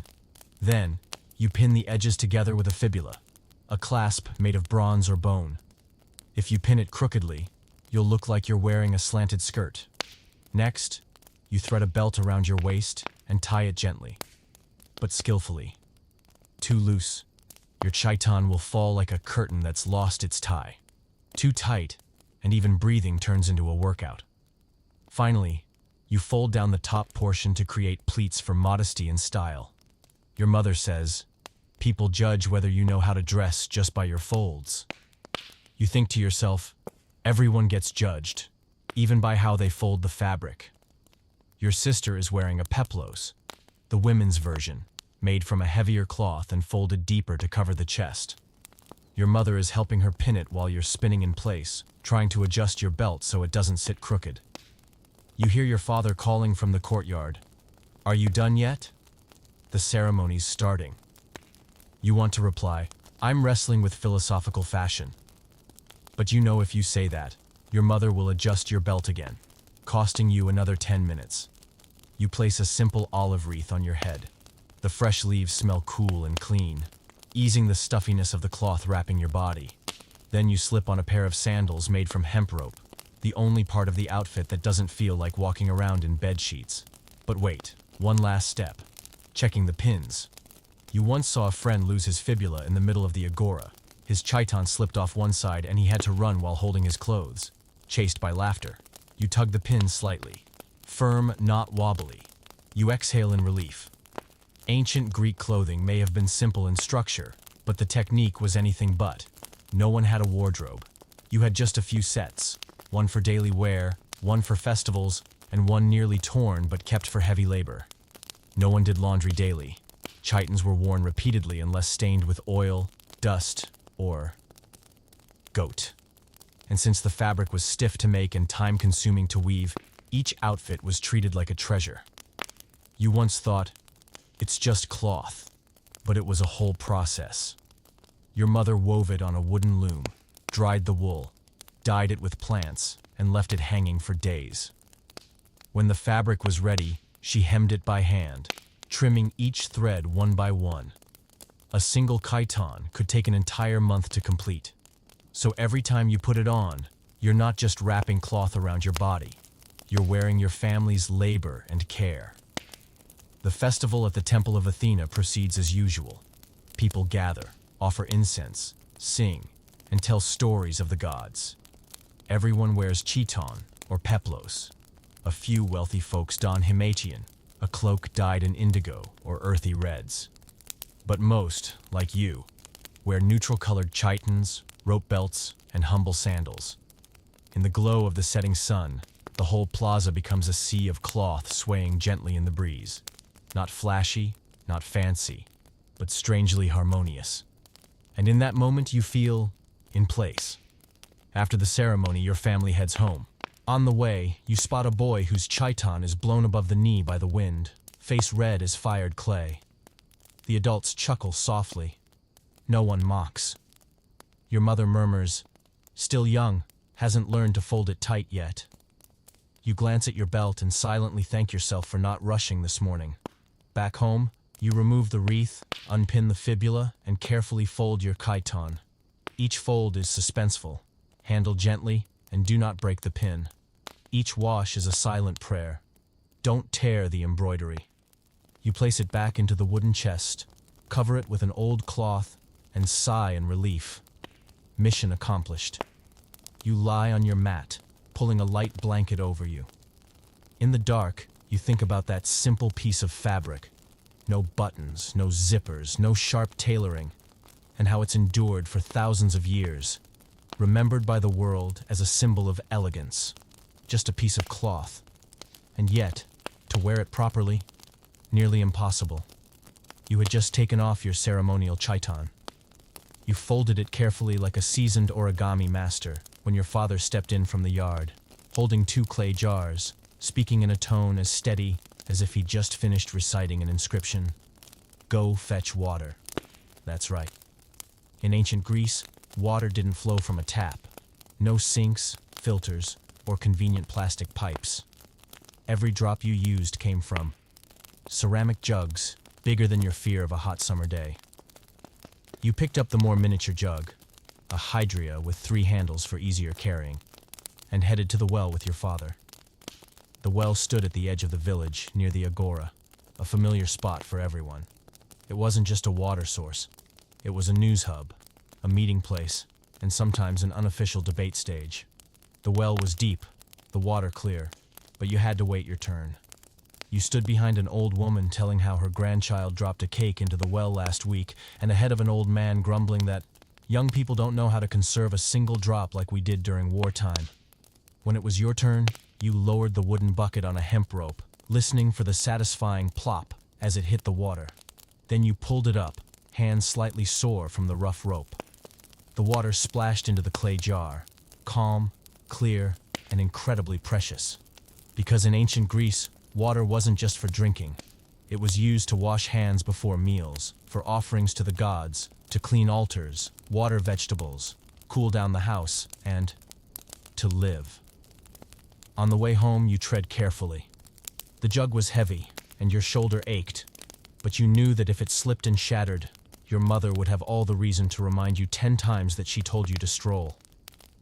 You set the jug on the clay stand by the door at home. Your sister scooped out a bit to wash her face. Your mother used some to knead the dough. Another portion was poured into a small bowl and placed on the altar for Hestia, the goddess of hearth and home. You washed your hands with just a few drops. Just a few. No one poured a whole scoop like in the movies. The Greeks knew well that every drop of water was an effort and time and that it was not to be wasted. You asked your mother, "Why not fetch more water at once? Make it easier." She replied, "Ease once, struggle 3 times." Here, every drop had its schedule. Fresh water was saved for drinking and cooking. Used water, like from rinsing vegetables, was poured into jars for watering plants.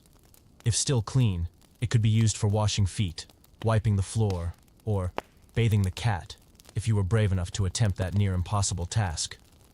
The whole family washed their hands at mealtime by scooping water, rubbing quickly, and then wiping with a cloth. No soap. Sometimes, your mother used fireplace ash or dried pomegranate peels, natural cleansers, believed to kill germs. After the meal, your father poured the remaining water into a clay cup and raised it toward the altar. For the gods. No one drank the last sip before offering some to the deities. Whether little or much, water was always accompanied by reverence. You'd pour water onto the porch's dirt floor when it was hot, not to clean, but to cool. As the water evaporated, the air cooled. It's a primitive kind of air conditioning, but surprisingly effective. You even used water to write poems. As a child, your teacher had you dip a reed in water and write on unwaxed tablet boards, the letters fading over time. But it was a delightful way to memorize. But the water wasn't always clean. In summer, wells dried up. In the rainy season, the water turned murky. Sometimes, you must strain it through a fine cloth, let it settle, and only then dare to drink it. No one taught you the word bacteria, but everyone knew bad water meant a stomachache all day. You once saw a ritual ruined because the priest used impure water. The incense rose unevenly, birds scattered in panic, and people left the temple with wary eyes. Since then, you learned to observe water like a person's face, checking color, smell, and whether the gods would approve. That evening, you were given a task. Bring a bowl of clean water to a neighbor for their ancestral offering. You carried it with both hands, walking with careful steps, not daring to let it ripple. No one had to tell you to respect the water. You just knew. Because each sparkling drop wasn't just H2O. There was faith, labor, community, and life. You returned home under the rising moon. Inside, your mother dripped a few drops into the oil lamp to make the flame burn steadier. Your father poured the last bit into the cat's bowl, and you re-washed your hands before bed. You lay down on your mat, the night breeze brushing past.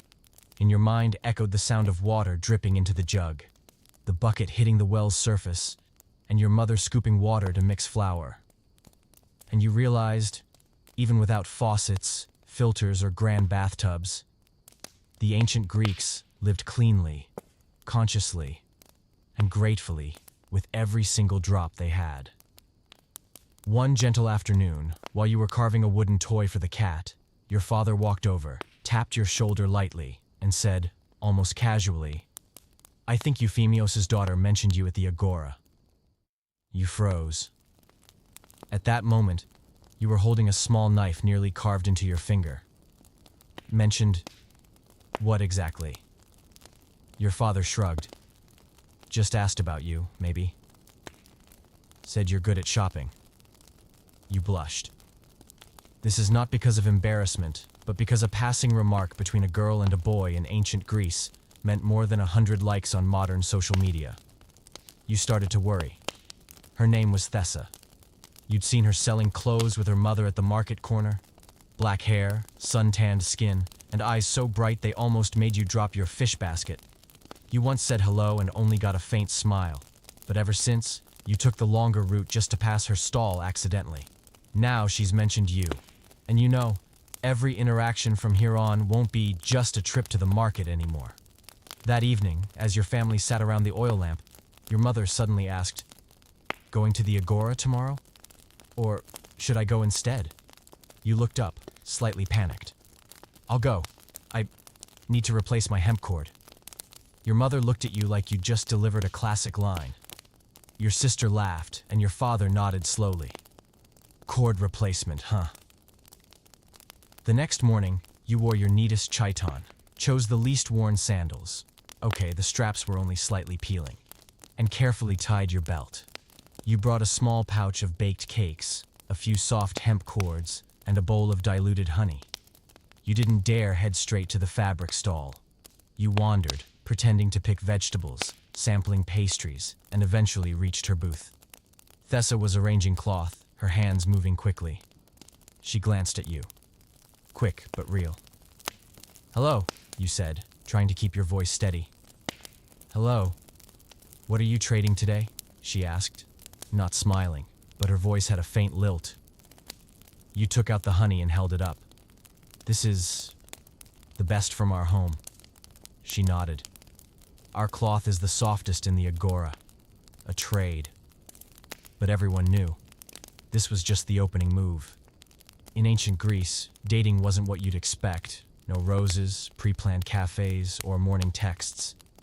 Affection showed in fleeting conversations, how you positioned yourself in the agora, and whether you dared to meet someone's eyes. And family involvement? Always. And closely monitored.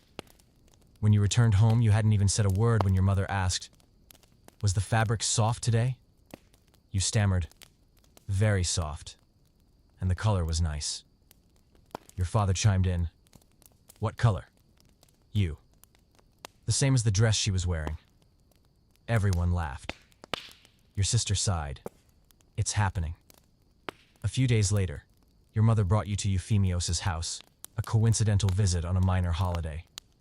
You knew full well that this was the outer ring inspection. No one mentioned marriage, but every glance, every question, every coconut drink carried suggestions. Thessa's mother asked, "Do you know how to weave?" You answered, "Not very well, but I can sew." Thessa sat further back, watching whenever you picked up your cup with the wrong hand.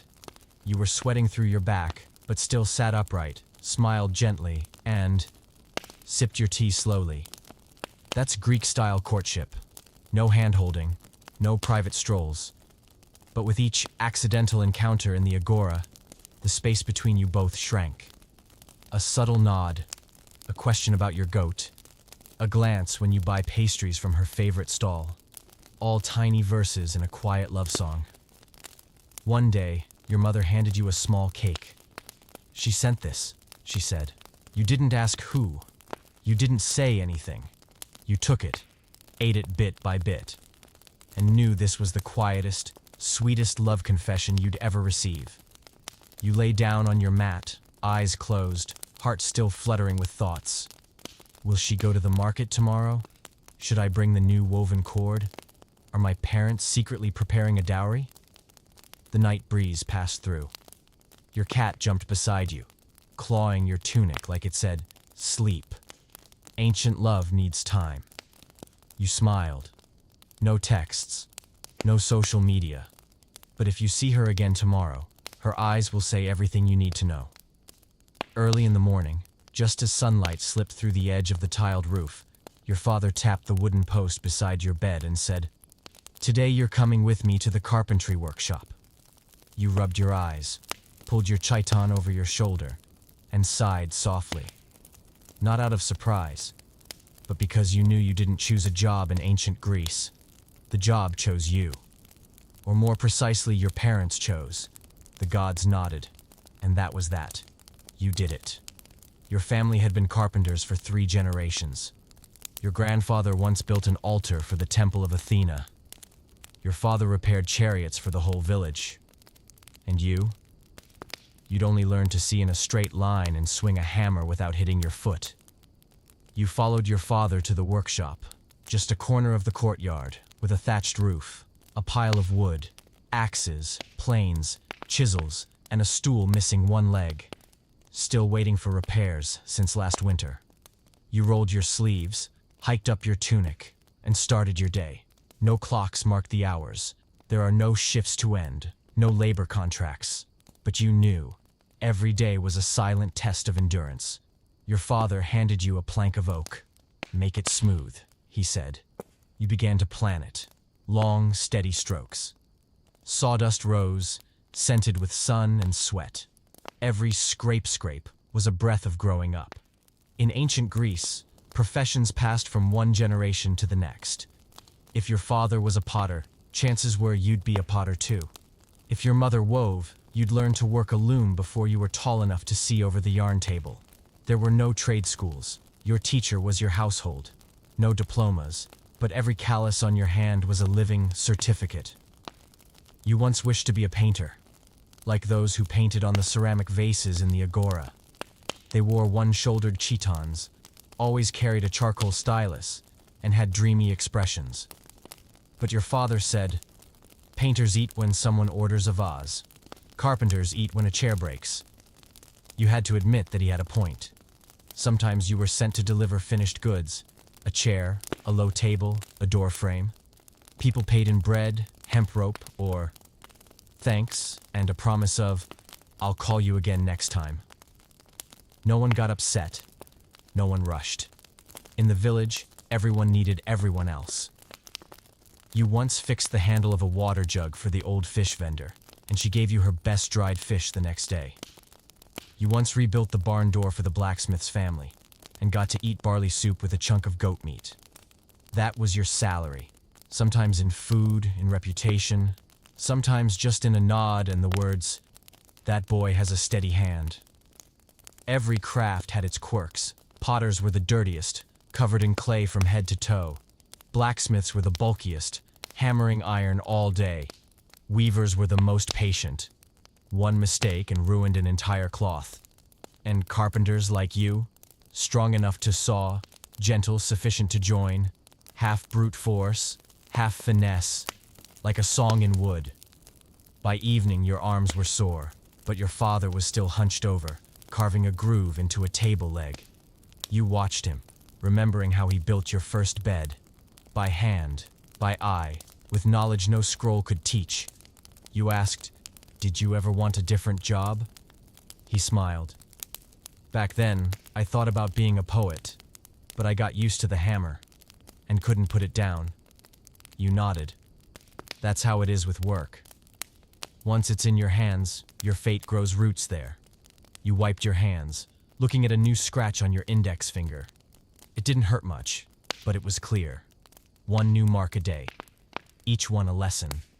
Not everyone gets to do what they dream of, but anyone can make their work part of a quiet, simple dream. You lay down, old chiton draped nearby, your hands still smelling of oak. The breeze whispered through the roof slats, carrying the sound of distant sawing. Maybe someone else was working wood late into the night. Or perhaps it was just a memory brushing past your ear. Either way, you knew one thing for sure. Tomorrow, you'd plane wood again.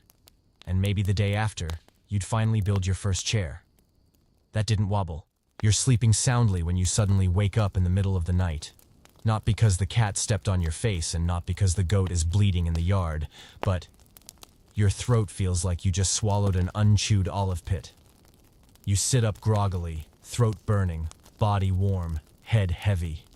You call softly for your mother, your voice cracking like you're trying to summon Hermes with a gust of wind.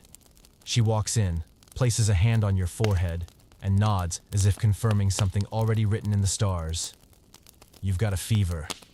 You didn't wear a scarf to the well yesterday, did you? You want to argue, but your throat won't let you. In ancient Greece, getting sick was a natural part of life. Not unexpected, but never gentle. There were no personal doctors, no pharmacies, no fever reducers, and certainly no paracetamol. Everything began with a bowl of mint leaf tea and a silent hope that Apollo, the god of healing, was in a good mood. Your mother lit the fire, tossed in a few sprigs of mint, some root you couldn't name, and added a bit of honey to a cup. She handed it to you with a voice that was kind, but left no room for refusal. Drink this. You'll sweat, and then you'll feel better. You drank. Bitter, then sweet, then bitter again. The hot liquid slid down your throat and into your stomach like a minor growling god. But it did make you feel a little better. Your mother rubbed olive oil into the soles of your feet and wrapped them in cloth. Your sister ran to fetch your father, not to do anything, just to announce, he's about to get sick. Your father came in, touched your forehead, lifted your eyelids, and said, "Not purple. You're fine." You had no idea why purple was a measurement, but you were glad you didn't qualify. He soaked a strip of cloth in cold water and placed it on your forehead. There were no thermometers, but his experience was scarily precise. He said, "Sleep. Don't overthink. Every child gets sick and survives." It was oddly reassuring, in its way. The next day you went nowhere. Your mother told you to rest. No going outside. No bathing. No drawing. No playing with the cat. No talking to the goat. You lay on your mat, blanket over your belly, holding a water jug, eyes staring at the ceiling. It almost felt like a vacation, if you didn't feel burning from the inside out. By noon, the village healer, an older man with many scrolls and clay jars full of herbs, was invited over. He placed a hand on your forehead and asked, "Had any beans recently?" You tried to remember. Maybe once. He nodded, scribbled something in charcoal on a wooden board, and pulled out a dried twig. "Brew this with lemon. If you're not better, rest 3 more days." You drank. It tasted like sun-dried mud. Your mother boiled water and wiped your body with a warm cloth. No cooling patches, but love steeped in herbs. You drifted into a fevered sleep, waking midday with your back soaked in sweat. Your mother said, "Good. Sweating means it's leaving." You sat up, head spinning like you'd ridden a cart with no shocks. But yes, you were still alive. That's what being sick in ancient Greece was like. No alarms, no digital beeps, but everyone knew what to do. Water, rest, herbs, and quiet prayers to Asclepius, the god of healing, who lived in every careful hand that cared for you. 3 days later, you recovered. Not completely, but enough to walk to the well without collapsing halfway. You met the fish vendor and she said, "You look fresher than the fish today." You smiled and replied with a still stuffed nose, "Fish don't get sick for 3 days." She laughed and nodded. But fish don't have mothers who wipe their foreheads. That night, you lay down, pillow a little firmer than yesterday, but comforting. No headache, no fever. Just a light ache like you'd raced yourself and won by half a step. You closed your eyes, listening to your father sawing wood in the yard, your mother boiling tea, and your sister counting how many times you coughed, like she was writing a medical journal. And you thought, no private doctor, no prescription, but someone stayed by your side, wiping your forehead, lifting you, and sitting quietly beside you to ensure you kept breathing. In ancient Greece, the whole house healed with you when you were sick. And sometimes love was the most potent medicine. That afternoon, you were sweeping the yard when your little sister ran past and snatched half a honey cake you'd carefully hidden behind the water jar. You'd only turned your back for a second. You yelled, chased her 3 laps around the grape trellis, and ended it all with a slip that landed you squarely on the cat, who voiced its outrage with a meow so long and wounded it echoed like a protest to the gods. You sprawled on the ground, tunic dusty, cake unrecovered, and you knew. You were angry, truly. In ancient Greece, there were no private rooms where the door could be slammed. One-room homes meant everyone slept together. There is no space to cool off alone. No lockable journals. There are no dramatic messages to write, delete, and rewrite. But still, people got angry. They got hurt. They choked up over half a cake. You stood up in silence, walked inside, sat in the corner of the mat with your back to the world, telling yourself, no one cares. I'll just sit here forever. 3 minutes later, your mother walked in, looked at you and asked, "Why the long face?" You replied, staring at the wall, "Nothing." That is a classic line, and you knew. It never meant nothing. No one pushed further. People passed by you as if you were part of the furniture. But everyone knew you were mad. And so phase 2 began. Strategic silence. You didn't touch your food when dinner started. You sat there like an emotionally charged statue. Your sister looked at you, spoon in mouth, then quietly placed a piece of baked flatbread in your bowl. She didn't say a word. She just lowered her eyes. You glanced at the bread, not honey cake, but it was intentional. In ancient Greece, apologies weren't spoken often. No, sorry bro, or my bad. Instead, people apologized through small acts. A piece of bread, a handful of fresh herbs, a tuneless hum deliberately sung near your spot. Your father suddenly said, "Anyone who wants honey cake tonight better help me start the fire early." You knew very well. There was no honey cake left. But you understood the message. Someone was giving you a way to stop being mad without losing your pride. You stood slowly, without a word, and went outside to gather firewood. A moment later, your sister followed, carrying the honey jar. You didn't look at each other, but stood close enough to know that the Cold War had ended. There was no Facebook status to update to, "Feeling hurt, don't ask." But everyone knew when you didn't hum while washing your hands, didn't laugh when the cat jumped on your shoulder, didn't fight for the crispest piece of bread. And they knew how to bring you back, with a handful of roasted rice, a lopsided story, or an invitation to water the garden like nothing had happened. You realized that anger here didn't last long. There wasn't enough space for grudges. The house was too small, the people are too close, and the bonds are too strong. You and your father sat by the fire that night, whittling wood. The flames crackled. You were no longer angry, but still kept a slightly distant face, the noble expression of someone who once lost a cake. Your father said, "Once, I got mad at your grandfather for eating all the grilled fish." You looked up. And then? He smiled and quietly handed me a whole jar of special salted fish he'd hidden. "And you forgave him?" "Number. But I ate the fish and felt better." You smiled. That's the old way. No forced forgiveness. Just a quiet offer to eat. Before bed, your sister whispered, "Tomorrow I'll save you a piece first." You didn't reply. But when you lay down, you turned your face toward her. Your silent way of saying, "Yeah, I'm not mad anymore." You thought, in a time with no block, no scene, no unfollow, people still got angry, got hurt, and most importantly, knew how to make peace. No grand gestures, just a small piece of bread, a shared fire, a glance that doesn't look away. You closed your eyes. The smell of wood smoke still lingered in your hair. And even though the day started with a fall onto a cat, it ended with half a cake and a heart completely whole. This morning, you woke to find your house far livelier than usual.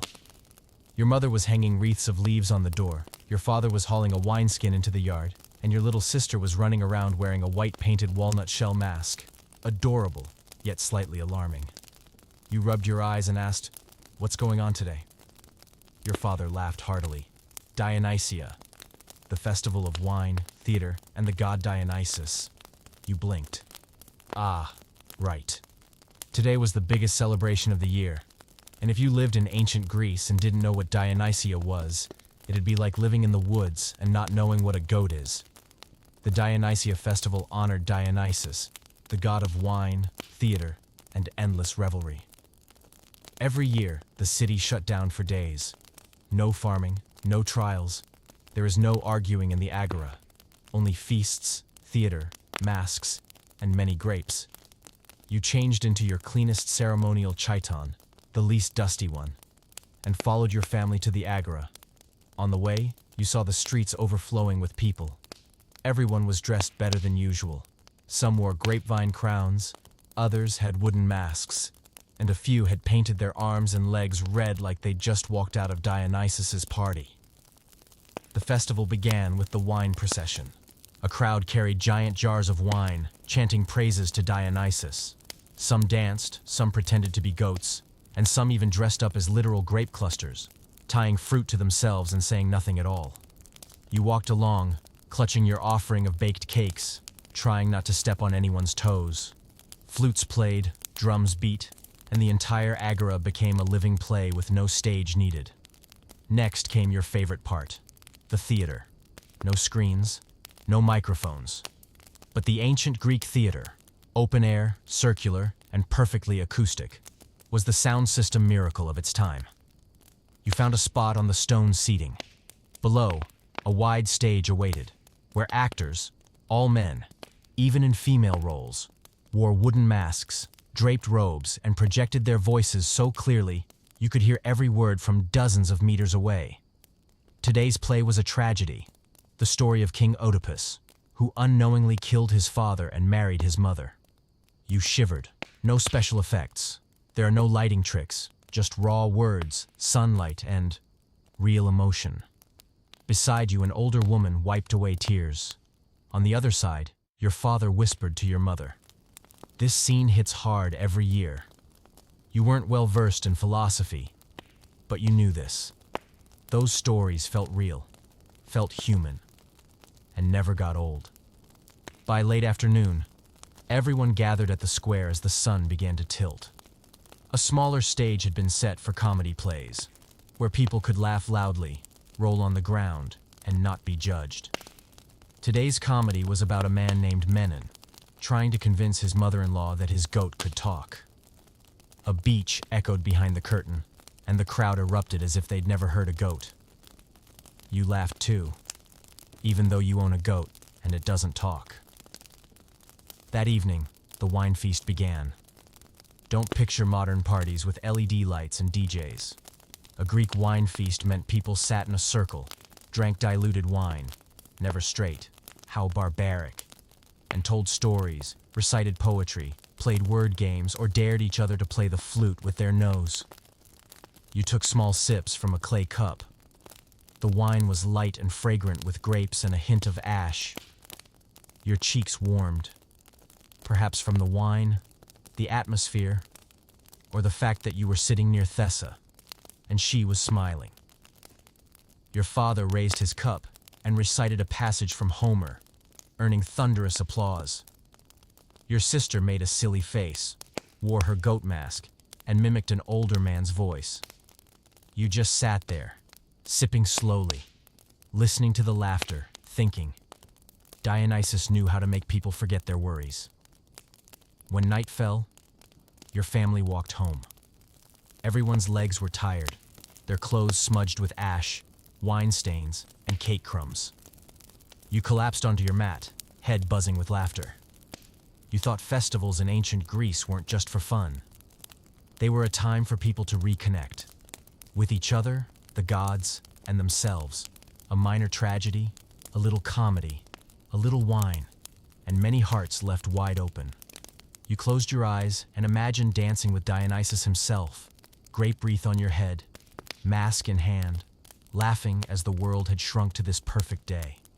You were sitting in the yard, peeling dried fig husks to make binding twine, when your father stepped in, a wooden shield slung over his shoulder and a worn brass helmet in his hand. His voice was lower than usual. Today, is citizen soldier training. You froze, silent for a moment. Not because you were afraid, but because you were only 15. And in ancient Greece, 15 was when you stopped holding a shovel and started learning how to have a spear. In your mind, war has always been told through epic tales. Achilles is glorious in battle. Odysseus is clever and cunning. Athena whispers wisdom. Ares roars with rage. But the moment someone handed you a spear, longer than you were tall, with a bronze tip and the weight of 1,000 unspoken chores, you understood. War wasn't poetry. It was heavy. You put on a rougher, thicker chiton than usual, tied it at the shoulder, lifted a round shield covering half your body, and followed your father to the fields behind the village, where the men gathered to train information every month. No one shouted slogans, no one posed for group pictures, just the sound of wood striking wood, feet crunching dry grass, and the gravelly voice of an old instructor. Once a mercenary in Thebes, now returned to teach young men how not to die too soon. Step in time. Your shield covers half of you, and half of the man beside you. If you only protect yourself, you'll get both of you killed. You tried to walk correctly, but the shield kept banging into your knee. The spear was awkward, and your steps were uneven. Sweat crept down your back, and it wasn't even hot yet. They called the formation the phalanx. Rows of warriors, shoulder to shoulder, shield to shield, spears aimed forward. No one stood out. No one stood alone. In a phalanx, survival depended on discipline and unity. You marched, heart pounding. To your left was your father's friend. To your right, the neighbor's son. No one spoke, but every pair of eyes held the same look, focused, serious, and slightly afraid. When the instructor shouted, "Advance!" you surged forward with the line. When he called, "Halt!" you slammed your shield into place. And you realized that war in Greece wasn't wild and chaotic. It was a deadly dance, and one misstep could be your last. You once asked your father, "Have you ever fought in a real battle?" He nodded. Yes. Were you scared? He was quiet for a moment. Very. But when you're in the line, what you fear most isn't dying. It's messing up and getting the man next to you hurt. You said nothing. That kind of fear wasn't about yourself. It was about becoming the weak link, the gap in the shield wall. Back home, you sat down and cleaned the helmet. It wasn't shiny. There was a dent near the ear. Your mother said it was from the time your father nearly took a spear to the head. You ran your fingers across it, feeling the weight of old fear and quiet bravery. Your little sister ran by, pretending her broom was a spear and yelling, "Forward for Athens." You laughed. You'd fall before even taking one step. She answered matter-of-factly, "At least I'd fall fast. Less time to be scared." You thought the war in Greece wasn't some glorious game. It was duty. When the police called, you left your altar, field, and craft, and picked up your weapon. No one was forced, but no one was allowed to refuse. Even the gods didn't stand aside. Every battle began with prayers, sacrifices, and wine offerings for Athena to protect or Ares to empower. And even at your age, you understood that sometimes faith was the only thing holding people together. That night, your father sat sharpening the spearhead. You sat beside him, arms sore, shoulders aching, but heart steadier. Not because you wanted to fight, but because you knew you wouldn't fight alone. If trouble came, the whole village would rise, together, shields locked, steps in sync. Not glamorous, not legendary, but resilient.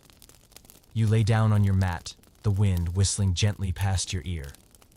Somewhere out there, war might be raging, but tonight, you were home, still alive, still resting, and you knew, if called tomorrow, you'd take your place in the line, even if your feet still hurt, and your grip on the spear wasn't perfect.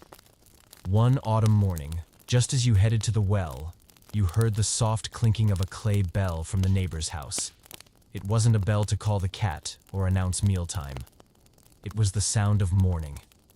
Lamachos, The man who once taught you ring toss, who helped fix a table leg earlier that summer, had passed away in his sleep. You stood still, water jug in hand, a strange emptiness settling in your chest. Death in ancient Greece was no stranger, and yet, every time it came, it felt like the first time. You walked to his house. The whole village had already gathered. Some brought bread, others brought wine, and some carried wreaths of chrysanthemums. No one cried out loud, but everyone's eyes dimmed as if even the sky was bowing its head. His body lay on a wooden bed in the center of the house, draped in white cloth, hands gently folded over his chest. Your mother stepped forward and placed a few drops of fragrant oil on his forehead, oil made from sweet osmanthus reserved for farewells. Your father handed you a wreath of olive leaves. "Place it by his feet," he said, "for a smooth journey." You bowed your head and walked lightly as if each step were a whispered goodbye.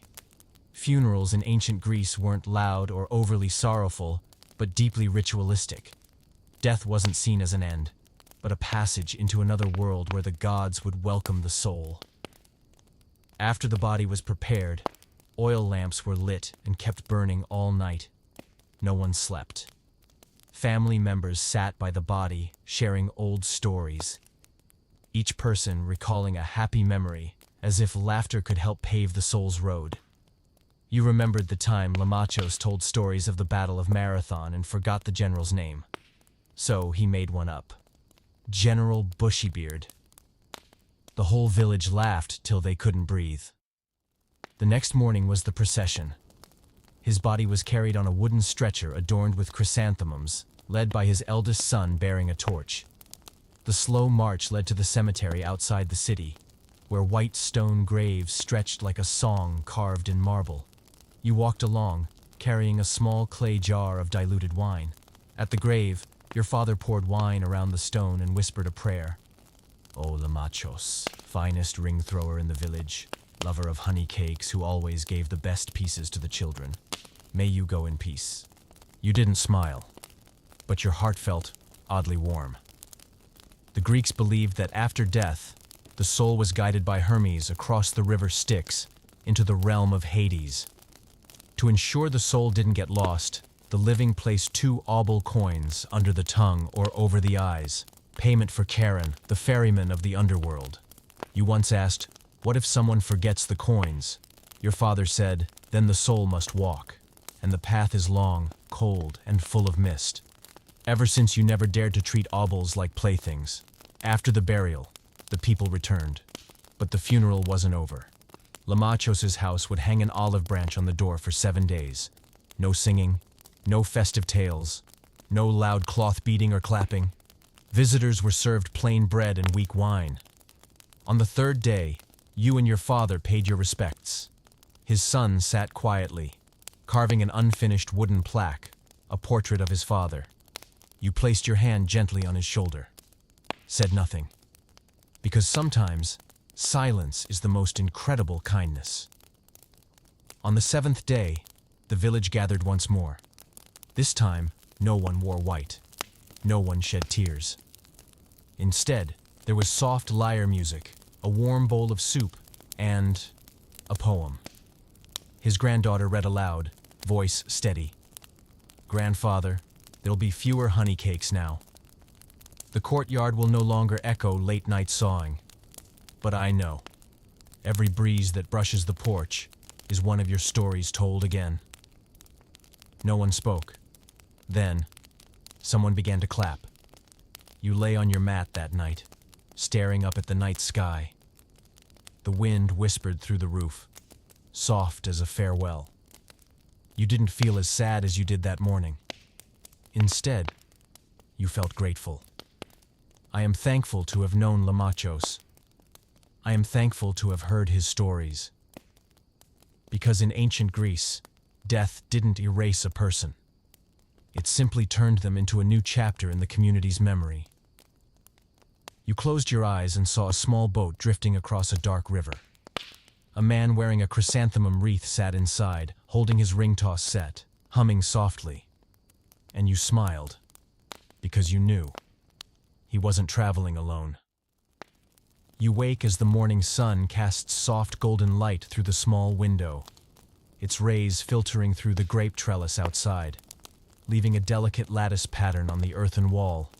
No one calls your name. There's no shouting from the agora, not even the usual cat paw to the stomach, just the sound of birds chirping on the rooftop, gentle enough to remind you that a new day in ancient Greece has begun. You stretch, your chiton still slightly wrinkled from the long night, and let yourself lie still for a few more moments. Not out of laziness, but because mornings like this are meant to be savored slowly.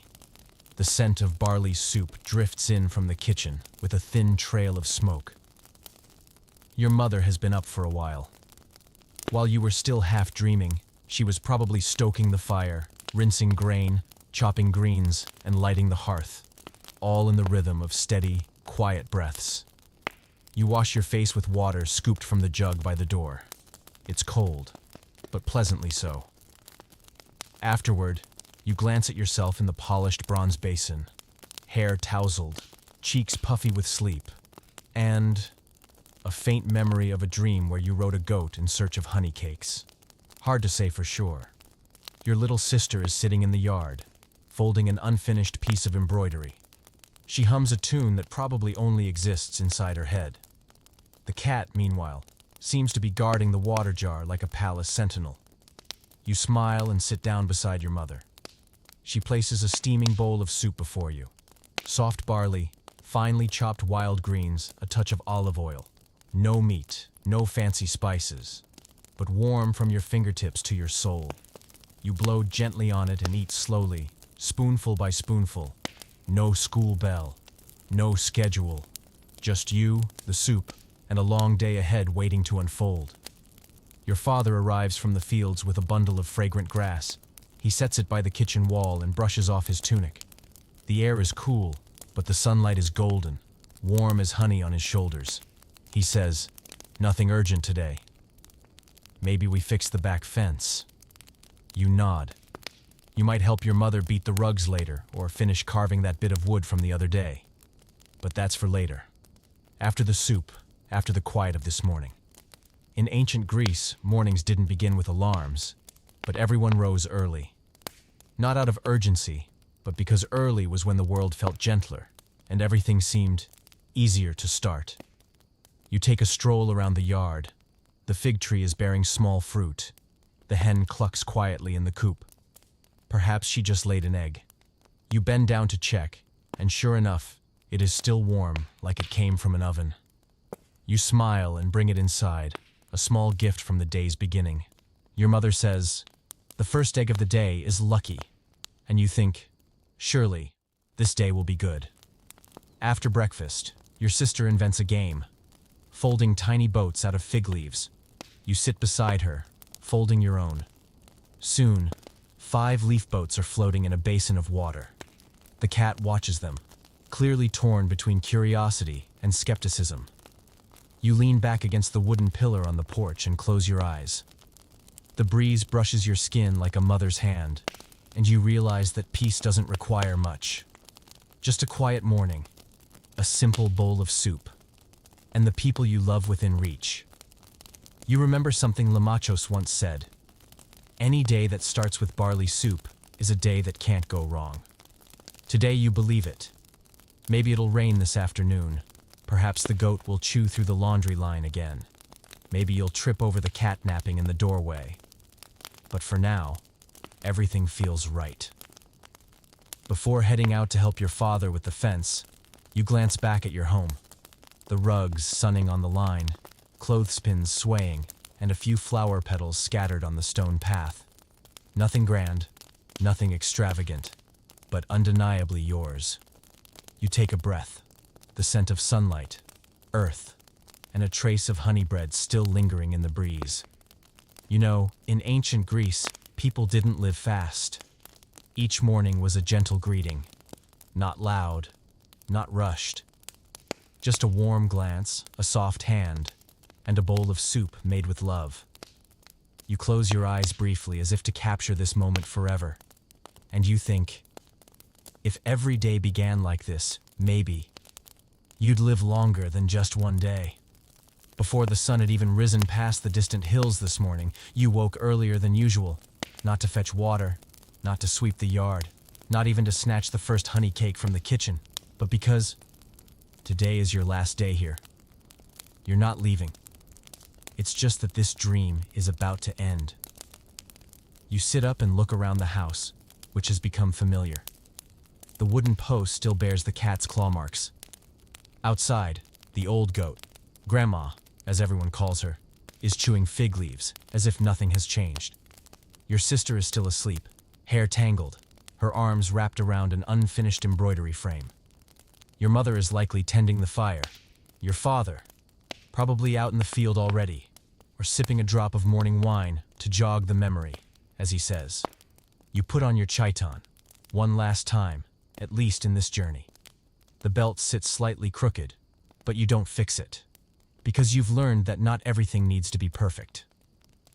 Sometimes, a bit of crookedness is what makes things real. You step outside. The air is still crisp. The birds haven't yet begun their full chorus. The morning light is soft, like honey just starting to spill from its hive. Golden, gentle, and a little lazy. Everything is so calm you almost forget that you're preparing to leave. You sit on the stone step. The cat climbs into your lap uninvited. It rests its head on your hand and falls asleep again. You stroke its back, feeling each slow, steady breath, like a lullaby whispered in reverse. Your mother comes out and places a bowl of warm barley soup and a cup of diluted wine in front of you. To help you remember, she says, wherever you go, don't skip breakfast. You smile, nod, sip slowly. The flavor is so familiar that it feels like it's already part of your blood. Your father joins you and places a small wooden carving in your hand, a round shield and an olive branch etched into it. Not to make you a warrior, he says, just to remind you. Here, you learn to carry a shield for someone else. Your sister runs over and shoves a bracelet made of twisted hemp into your palm. This won't help with anything, she says, but it's cute. You slip it on. It's itchy. But you know, you won't be taking it off anytime soon. You have no suitcase, no thick canvas bag, but you carry more than enough. The scent of heart smoke in your clothes. A story left unfinished from the Dionysia festival. A crumb of honey cake in your pocket. And the sound of Thessa's soft laugh at the agora when you tripped over the cat. You turn back one last time to look at the house. The grape trellis. The tiled roof. The chicken coop. The familiar shapes of people carry on as if today isn't an ending, and you know you're taking all of it with you. The dream began when you opened your eyes in that little earthen house in an ancient village. You learned how to carry water, how to wear a chiton without tangling the ties, how to eat barley soup without complaining. You counted your steps to the well. I felt the weight of a shield in phalanx drills, read greetings from nods in the agora, from people who never hurried but always saw you. And now, you have lived one full day, stretched across 30 parts, in ancient Greece. You smile. Close your eyes. The wind brushes past your ear, carrying the sound of flutes, footsteps, storytelling, and the whisper of civilization more than 2,000 years old, still reaching your heart through every clay bowl, every speck of dust, every wordless hug. And tomorrow, when you wake in the modern world, to phone alarms and calendar notifications, all you have to do is close your eyes, and you'll still hear the rooster at dawn. The hammer taps a table leg. Someone asking, "Is there soup today?" And familiar laughter behind an old story. You didn't survive ancient Greece as a hero, but you lived it, as a person, and that is enough.